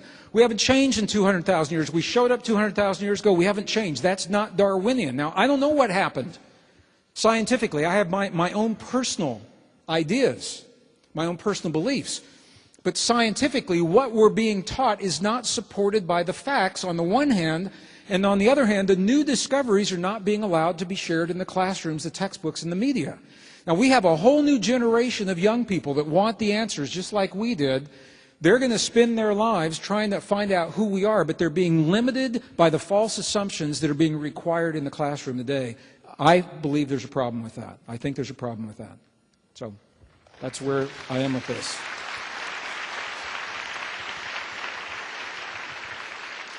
So because this is the 2-hour absolute bottom line update. You want the update on the missing link between us and them. I know you all want it, right? Okay, here is the update on the missing link between us and them. The update is it's still missing. And here is why I think it probably will be. This is another version of a family tree. Here is human right up here, Homo sapiens. And now you see we're all by ourselves there. My sense is about a year or two from now, I think we're going to be looking at this, and we're not going to be at the top of a tree. We're going to have our own bush. I think it's going to be very short because there's nobody but beneath us, because it is suggested we are our own species. We don't know where we came from. In the new book, I talk about the DNA. I'm just going to tell you the DNA is unlocking the whole story. What scientists are saying right now is the DNA that allows us to be who we are, that makes us human, specifically chromosome number 2. If you all want some light bedtime reading, go look at chromosome number 2. That the genes that make the DNA, that give us the traits and the characteristics of who we are, they could not have formed the way they did through natural processes. And then the scientists stopped there. Because that's all you can say scientifically. They cannot tell us why. I can't tell you why. I can tell you that if we want to get to the bottom of who we are, we need to go right here. We appeared on earth 200,000 years ago. If we want the truth, the deep truth of our existence, we need to answer that question. We can share what has been found in the past, but allow the new discoveries to be incorporated. Allow those new discoveries to be shared. So, Darwin said this. He said if it could be demonstrated that any complex organ, now he didn't even know about DNA. in his time. If it could be demonstrated that any complex organ existed which could not possibly have been formed by numerous successive slight modifications, he says, my theory would absolutely break down. Darwin allowed for his theory to break down. It has broken down. Mainstream will not allow it to be modified. It will not allow it to change. And DNA is changing all that. So, deep truth, beyond any reasonable doubt, evolution does not explain human origins. Now, as a scientist, I have to tell you, be very honest, evolution is a fact. We see it in the fossil record for other forms of life. It's absolutely happened. To extrapolate what we see for other forms to human doesn't make sense in light of the evidence. So I just wanted to say, and I go into more detail in the book, but this is where I wanted to be with this today. The next part of Darwin's assumptions, right here, and I love it when he begins by casting doubt on what he's about to say. I like that. So what he does is he's looking in nature at the way animals and insects treat one another, and he's saying that those are small expressions in one place of a general rule that applies to all life, including us. Okay, so here's his exact words. He says, it may not be a logical deduction, but to my imagination, it is far more satisfactory to look at instincts such as young birds ejecting foster brothers. He looked at birds in a nest, and then when another bird would come that was different from the ones that were there, they would kick that bird out and leave it to die. Okay, so it makes more sense to look at birds ejecting foster brothers from the nest, ants making slaves of other ants. When other ants made slaves of species that were different from them or different from themselves in some way, he said these are small consequences of one general law leading to the advancement of all beings. The law is this: multiply, vary, let the strongest live and the weakest die. Let the strongest live and the weakest die. This is a dangerous way of thinking. And it plays a powerful role in your life right this minute. I'll just tell you right now, the economic system that is breaking down on a global basis has its foundations, let the strongest live and the weakest die. The ideas of corporations as they stand today, corporations can work well, but if the corporation is only about the bottom line, only about the money, and it's not about people, let the strongest live and the weakest die. These are the ways of thinking that are collapsing around us today, and they're based on false assumptions. Based on false assumptions of science. Since 1859, think about this, the world as we know it is largely in place since 1859 based on what we believe to be true.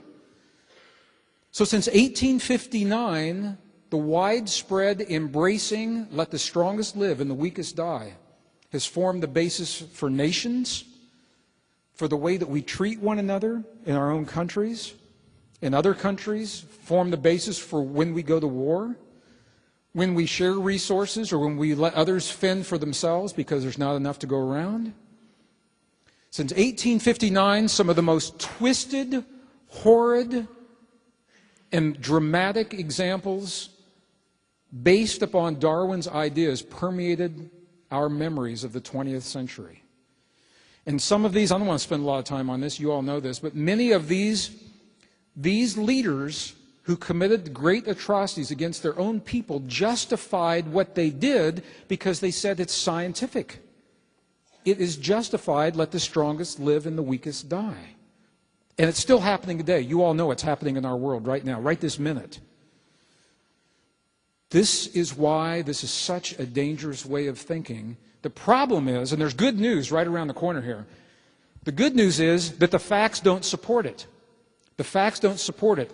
Our world is based on this idea of survival of the strongest, the way we treat one another, the way we grow our food, the way we deal with climate change, the way we share food, all of these things. Here's the good news. Over 400 peer-reviewed studies were done at the end of the 20th century asking one question. The question is this: what is the optimum amount of competition in any system, in the classroom, in the workplace, in the playing field? And when I say competition, I mean violent competition. I don't mean a friendly game of chess or soccer. What is the optimum amount? And all 400 studies came back with exactly the same answer. Take a guess. I'll just let you tell me. What is the optimum amount of competition? Absolutely. Look at this. Quote, the ideal amount of competition in any environment. That is a broad, sweeping scientific statement. In any environment. In the classroom, in the workplace, in the family, in the playing field is none. Competition always, always, always is destructive. Nature is not based upon a model of competition. It may happen in nature. It's not the basis of nature. And competition always is destructive. In a very prestigious journal, New Scientist, look at this. This is a direct quote. What we see in the wild is not every animal for itself. Cooperation is an incredibly successful survival strategy. When cooperation breaks down, the results can become disastrous. And I think this is what we're seeing in our world today. A civilization, an global economic model based in a false assumption, survival of the strongest, competition in this way, it's breaking down because it is not a sustainable way of living. Maybe it works for 50 years, maybe it works for 100 years. It's not sustainable in the long term. And this is the opportunity we have today. If we try to go back and fix and get back to the way that things were, it means we must embrace the thinking of the past. I don't think we want to do that. I could be wrong. I don't think that's what we want. What we now know is that nature is based on what is called a model of mutual aid and cooperation, not the competition as we've been led to believe. Nature is not based on that model of competition. Does that make sense? Did I say that okay? Okay.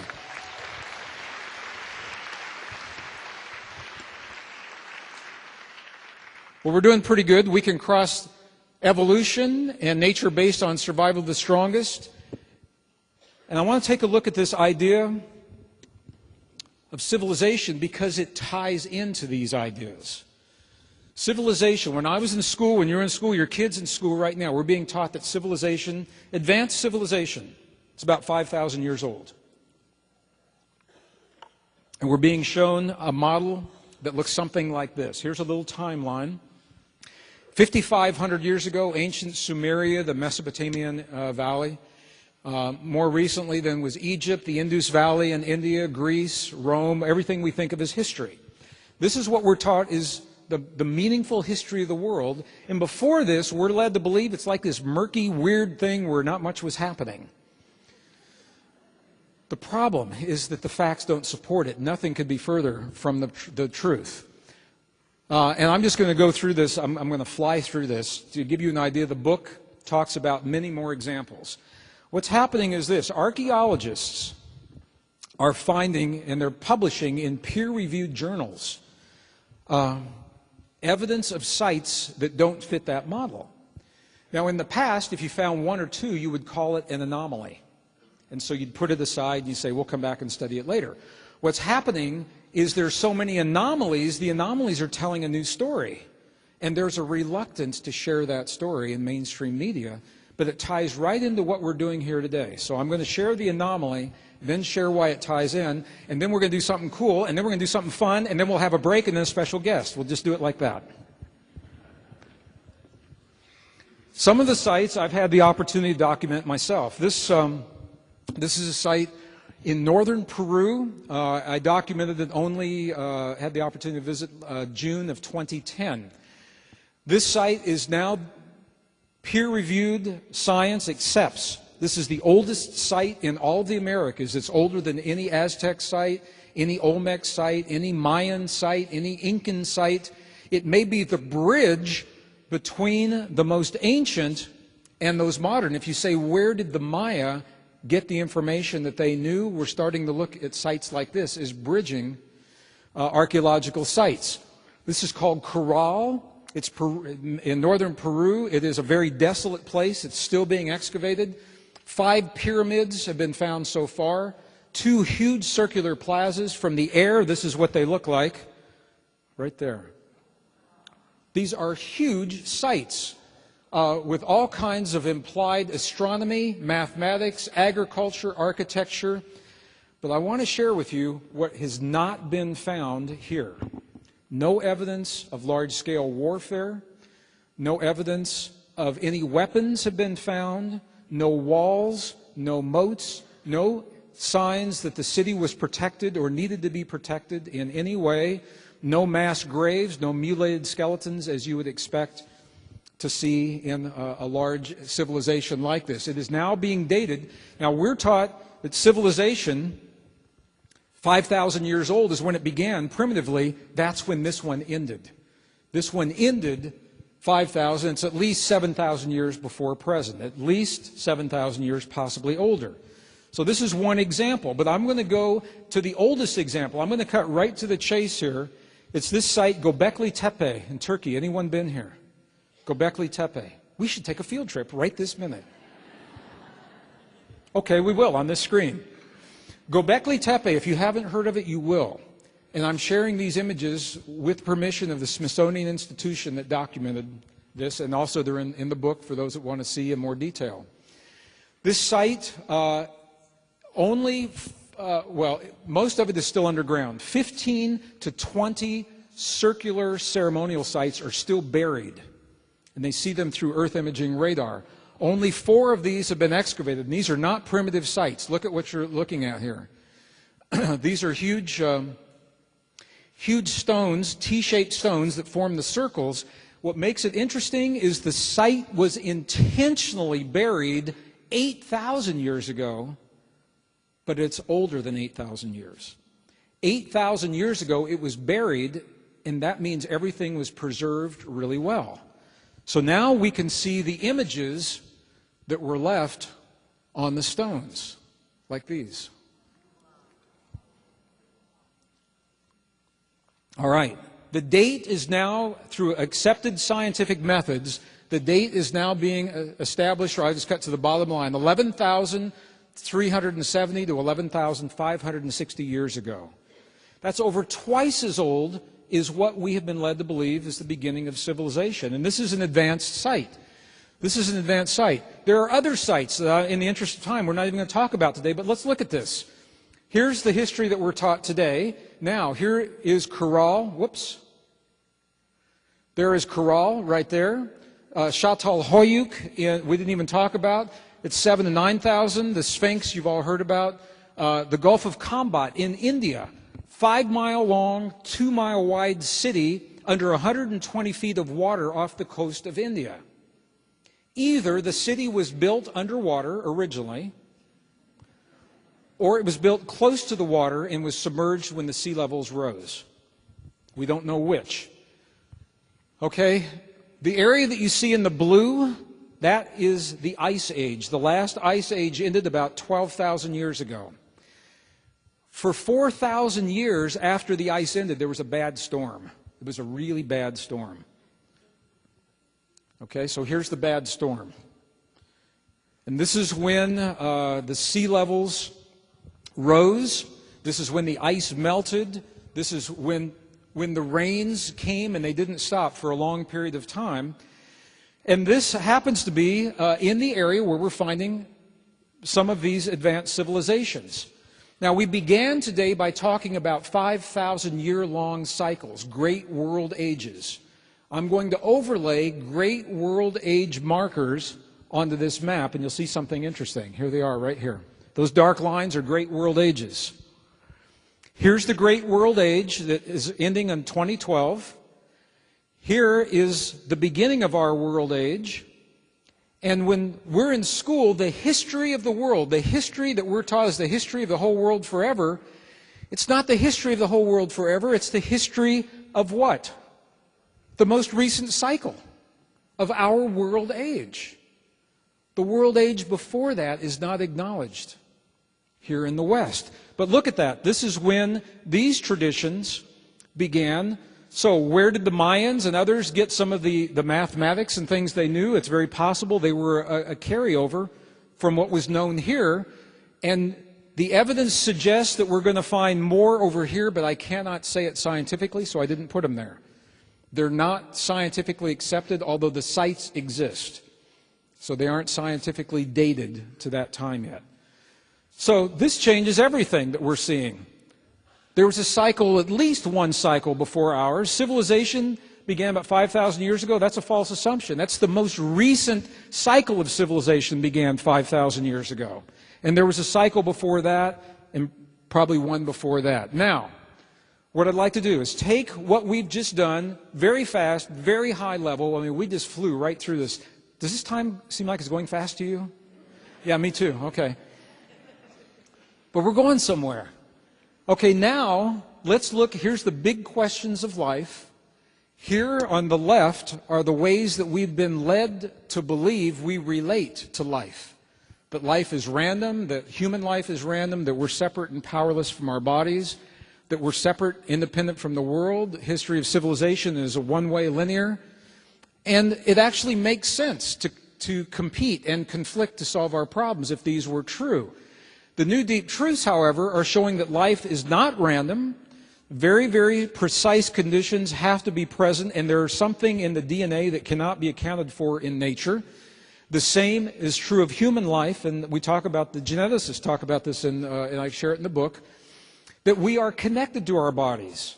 Our perceptions directly influence the way that our bodies heal and express themselves or don't. We're not separate from our bodies, that we are connected and interdependent with the earth itself, that civilization is cyclic, at least 2 cycles, probably more. And with all of this in mind, it makes tremendous sense, and nature is based upon what is called a model of cooperation and mutual aid. That's why I wanted to cover all of those things. The same science that tells us we're in a time of crisis is giving us the reasons to change the way we have been led to think. And the way we've been led to think about ourselves and our relationship to the earth means everything in terms of how we solve our crises and what we do in this room today. Does that make sense? Perfect sense, okay. All right, so crises. What we know is that crises are the opportunity to address a situation. The data, same data that tells us that we're in crises, now tells us that we have the potential, I'm going to be really clear about this, not to impose our will upon the world, not to impose our will, not to impose our way of thinking or our beliefs. Rather, we have the opportunity to participate. Together, we can tip the scales of life in peace and balance in our favor. And our most cherished and ancient and sacred traditions tell us how, and our own science now is beginning to bear it out. So here's where we're going to shift gears a little bit. All those traditions I've studied, as different as they are from one another, in their own way, they all talk about a journey that every one of us is going to take in our lifetime. It's called life's longest journey. Do you know what life's longest journey is? It's not a very long journey. The average length of this journey is only about 18 inches. It may take us our whole lives to get there. It's the 18-inch journey that begins in the center of our thinking mind and leads us right down to where? Exactly, right down to the intelligence that resides in every one of your hearts. We're born with this amazing heart intelligence. In the past, it's been discounted in Western traditions. Not in the other traditions. It's been discounted. But now our own science is beginning to tell us why this is so important. Our own science is beginning to tell us why. All of these ancient traditions, they've all told us that this key is right in the center of our chest. Our own science now is telling us something that we're only beginning to understand. If you're in this room, I know that you know the world is made of electrical fields and magnetic fields, right? You're all good with that. Electrical and magnetic fields. You know that if you want to heal your body or trigger the healing in your body or create peace in your world or bring about change in your life, somehow we must communicate with the stuff that the world is made of. It makes perfect sense. We must communicate with those electrical and magnetic fields. When I was in school and you were in school, we were taught the brain is the organ you use to do that. That the brain is where the action is. It's true that the brain, your brain, my brain, we have a relatively weak electrical field and magnetic field. But there's another organ whose electrical and magnetic fields are much stronger. We now know for a fact that the human heart creates an electrical field that can be up to 100 times stronger than the brain's electrical field. But listen to this, that the human heart has a magnetic field that is about 5,000 times stronger than the brain's magnetic field. Men, this may be some insight into why sometimes it's hard to think our way through the problems. Because our hearts are designed to feel our way through the problems, and we're not conditioned to do that as men in the Western world. Doesn't this make perfect sense? If you choose to communicate with the stuff that your world is made of, doesn't it make perfect sense that you would use the one organ in your body that was designed and has the strongest electrical and magnetic field to do that? The first organ that formed in the body, in your body, in the womb of your mother, it's your heart. Forms before your brain. Okay, so you know that your heart is powerful. And we're going to find out just how powerful here in a few minutes. You know that your heart has a magnetic field. You know that the earth has a magnetic field.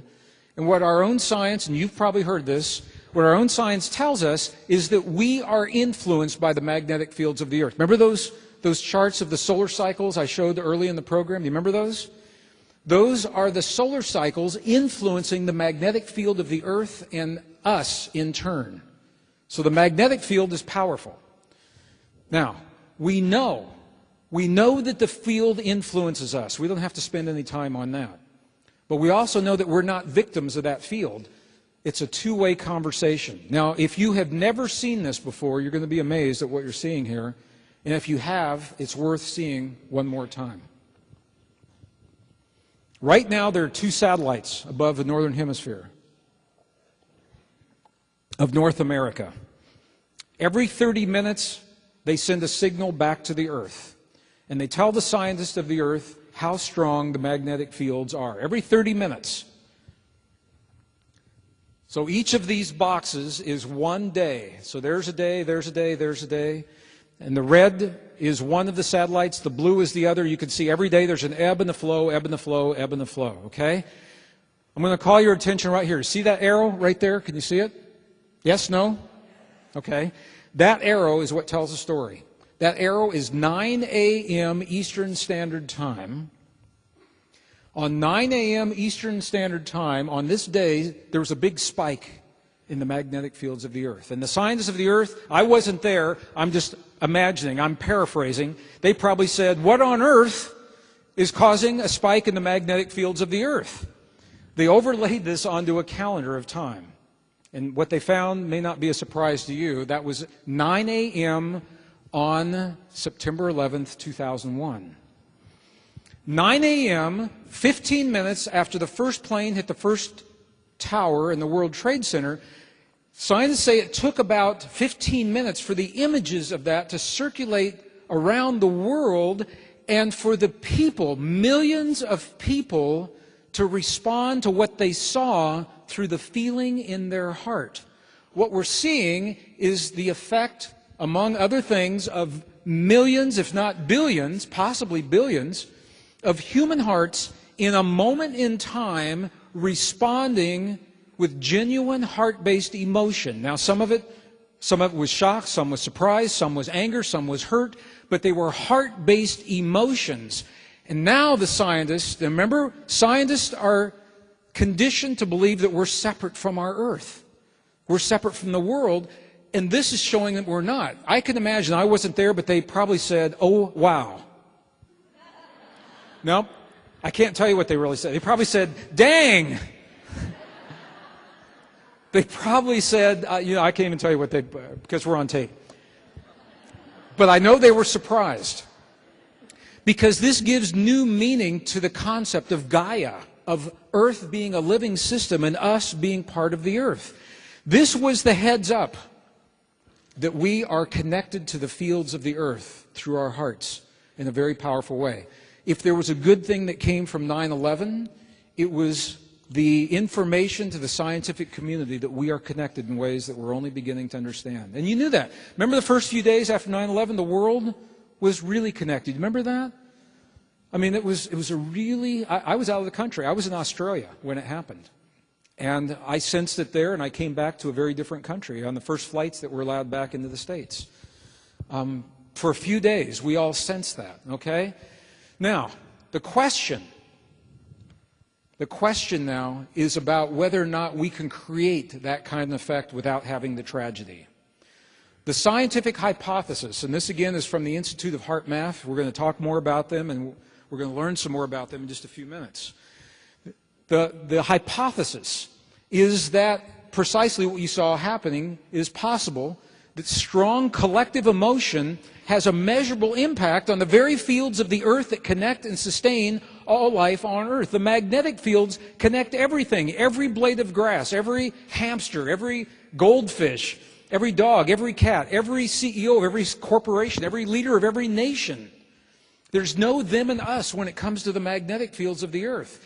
If you choose to cast your vote for unity and peace, your heart is your voting machine.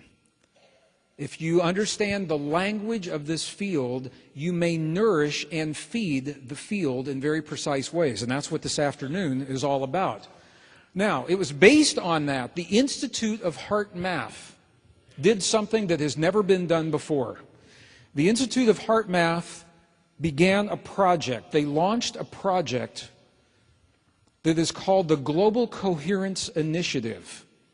Coherence is a state, it's a relationship between our heart and our brain that optimizes our relationship to this field. When you're in high coherence, you're having a good conversation with that field. And we'll have the experience of coherence right after the break. So we know that personal coherence is good. Global coherence is really good. And we create global coherence through our individual coherence. Based on that, the Institute of Heart Math has launched the first of its kind ever initiative to do just that as an independent organization. This isn't part of a government organization. It's not part of some big corporation. This is an independent, privately funded project. The Global Coherence Initiative. Now let me read to you the mission statement. This has never happened before. The mission statement, the goal is to unite millions of people from varied beliefs and cultures from across the borders and the boundaries that separate us in the past of nations and belief systems and religions and spiritual practices. To unite people from many different beliefs and cultures for the specific purpose of shifting global consciousness from instability and chaos to balance and cooperation. That is the stated purpose and only purpose of this project. This has never been done before. And I'm sharing this with you because I want you to see how real this project is. You're asking me, what can we do? I want you to know that there is a vehicle that is already designed and built precisely for the kinds of things we're talking about in this conference today. And it begins by simply listening to the fields of the earth that we're talking about. Now, those images from 9/11, those were on weather satellites, and all the data in the past has come from, military or commercial satellites.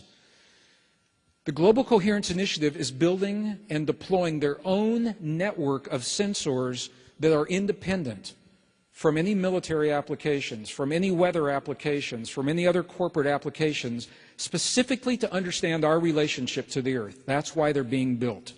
How do you feel about the fact that that's happening? I'm happy to hear that.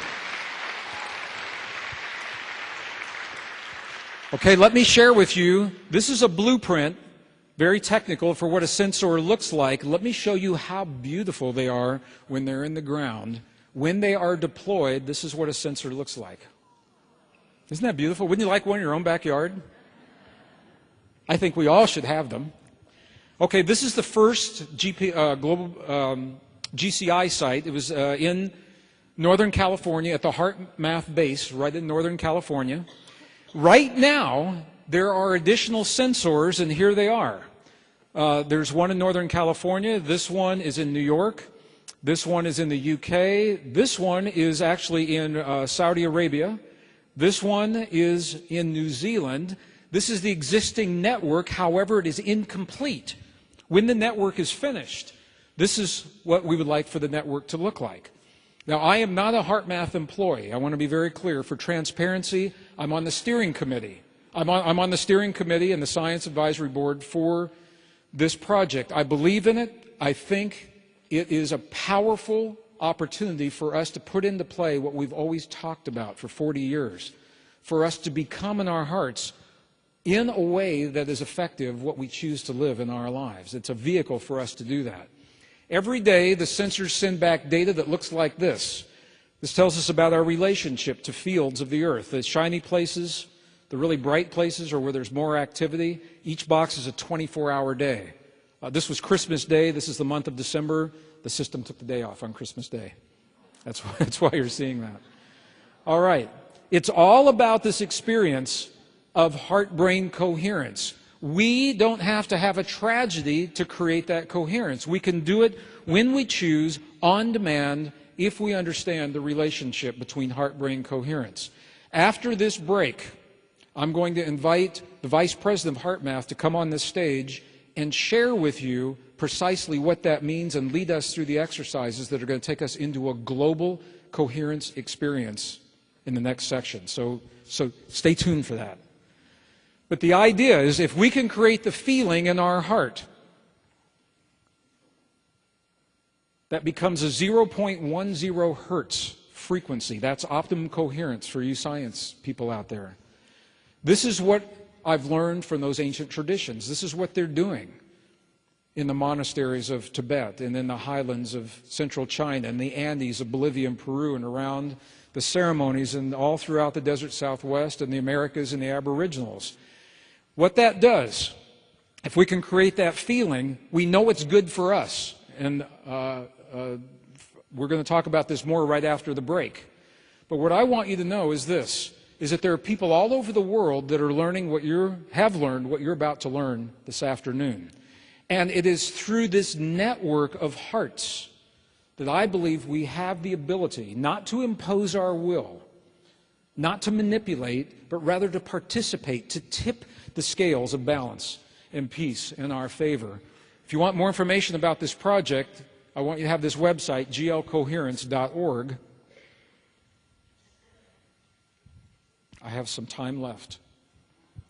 And what it tells us is this. It tells us that our small personal choices of the future, of peace, of well-being, of healing, become our collective answer to our time in history. Where are we going from here? I don't know. I can't tell you what tomorrow looks like. But what I can tell you right now is the stage of the world is set, and that all possibilities are on the table. Are we going to choose cooperation or competition? What we're really asking is, are we choosing love or fear? And you are making that choice. Now, this is what I wanted to say to you today.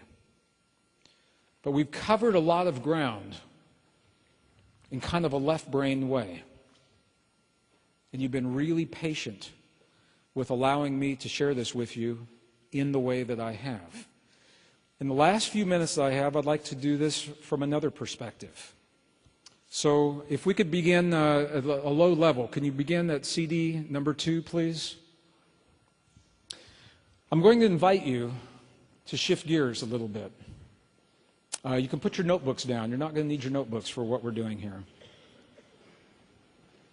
Can we begin CD number 2, please? At low level.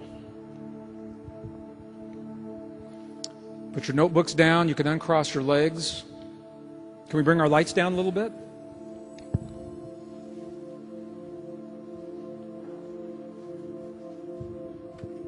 CD number 2, track 1, please.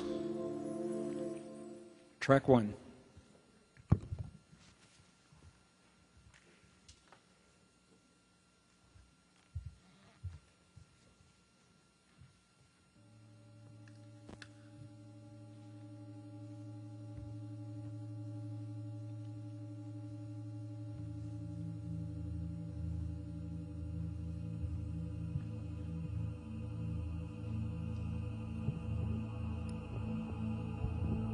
Okay, bring it up a little bit, please.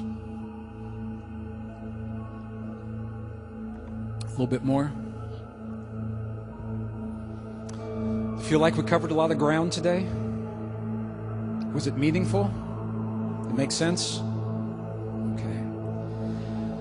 What I'd like to do now is share with you from the perspective of our ancestors. Everything appears to lead back to our hearts. It's so interesting, the technology leads us full circle right back into our hearts, and it's through our hearts that we'll make the choice that tips the scale of life and peace, cooperation in our balance, in our favor. So I'm going to invite you to do what our ancestors have done for so long and allow the sounds of a musical instrument to carry you directly into your heart in one of the most ancient and sacred ways that we have with us today.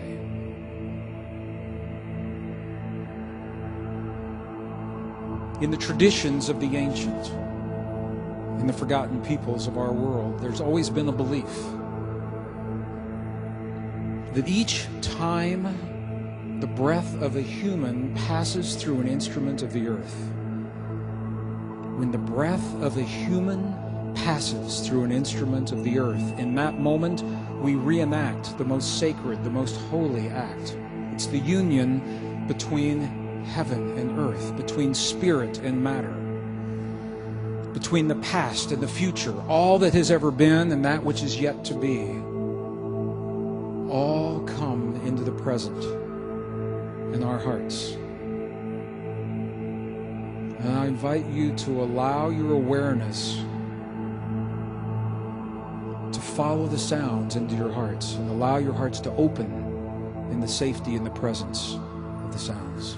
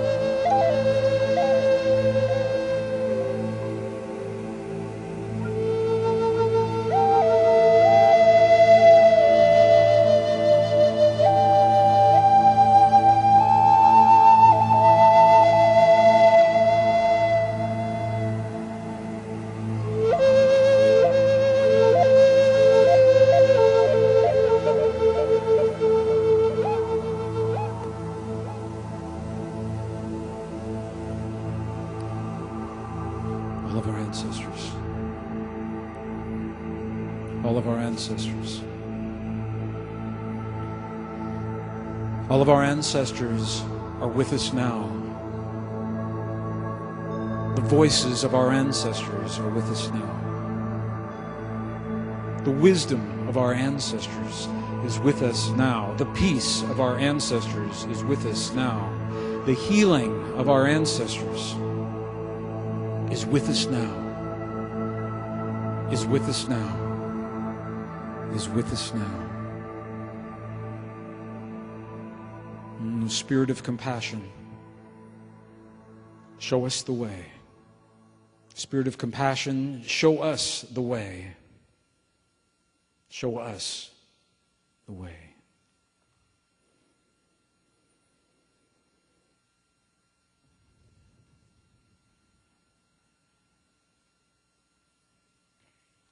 And I invite you to take one more deep breath.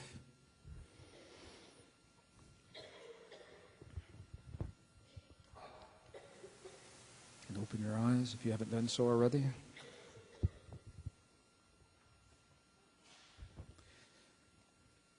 It brings this portion of our program to a close. Are you in your hearts right now? Okay, stay there. Don't move. In your hearts as you take your break. And when you come back from your break, I'm going to bring an amazing man up to this stage. And we're going to take this to the next level and join people all over the world with precise techniques to create the coherence in the fields that connect all life. Thank you very much for this 2 hours together. I love you all. Take good care. Thank you. Well, thank you.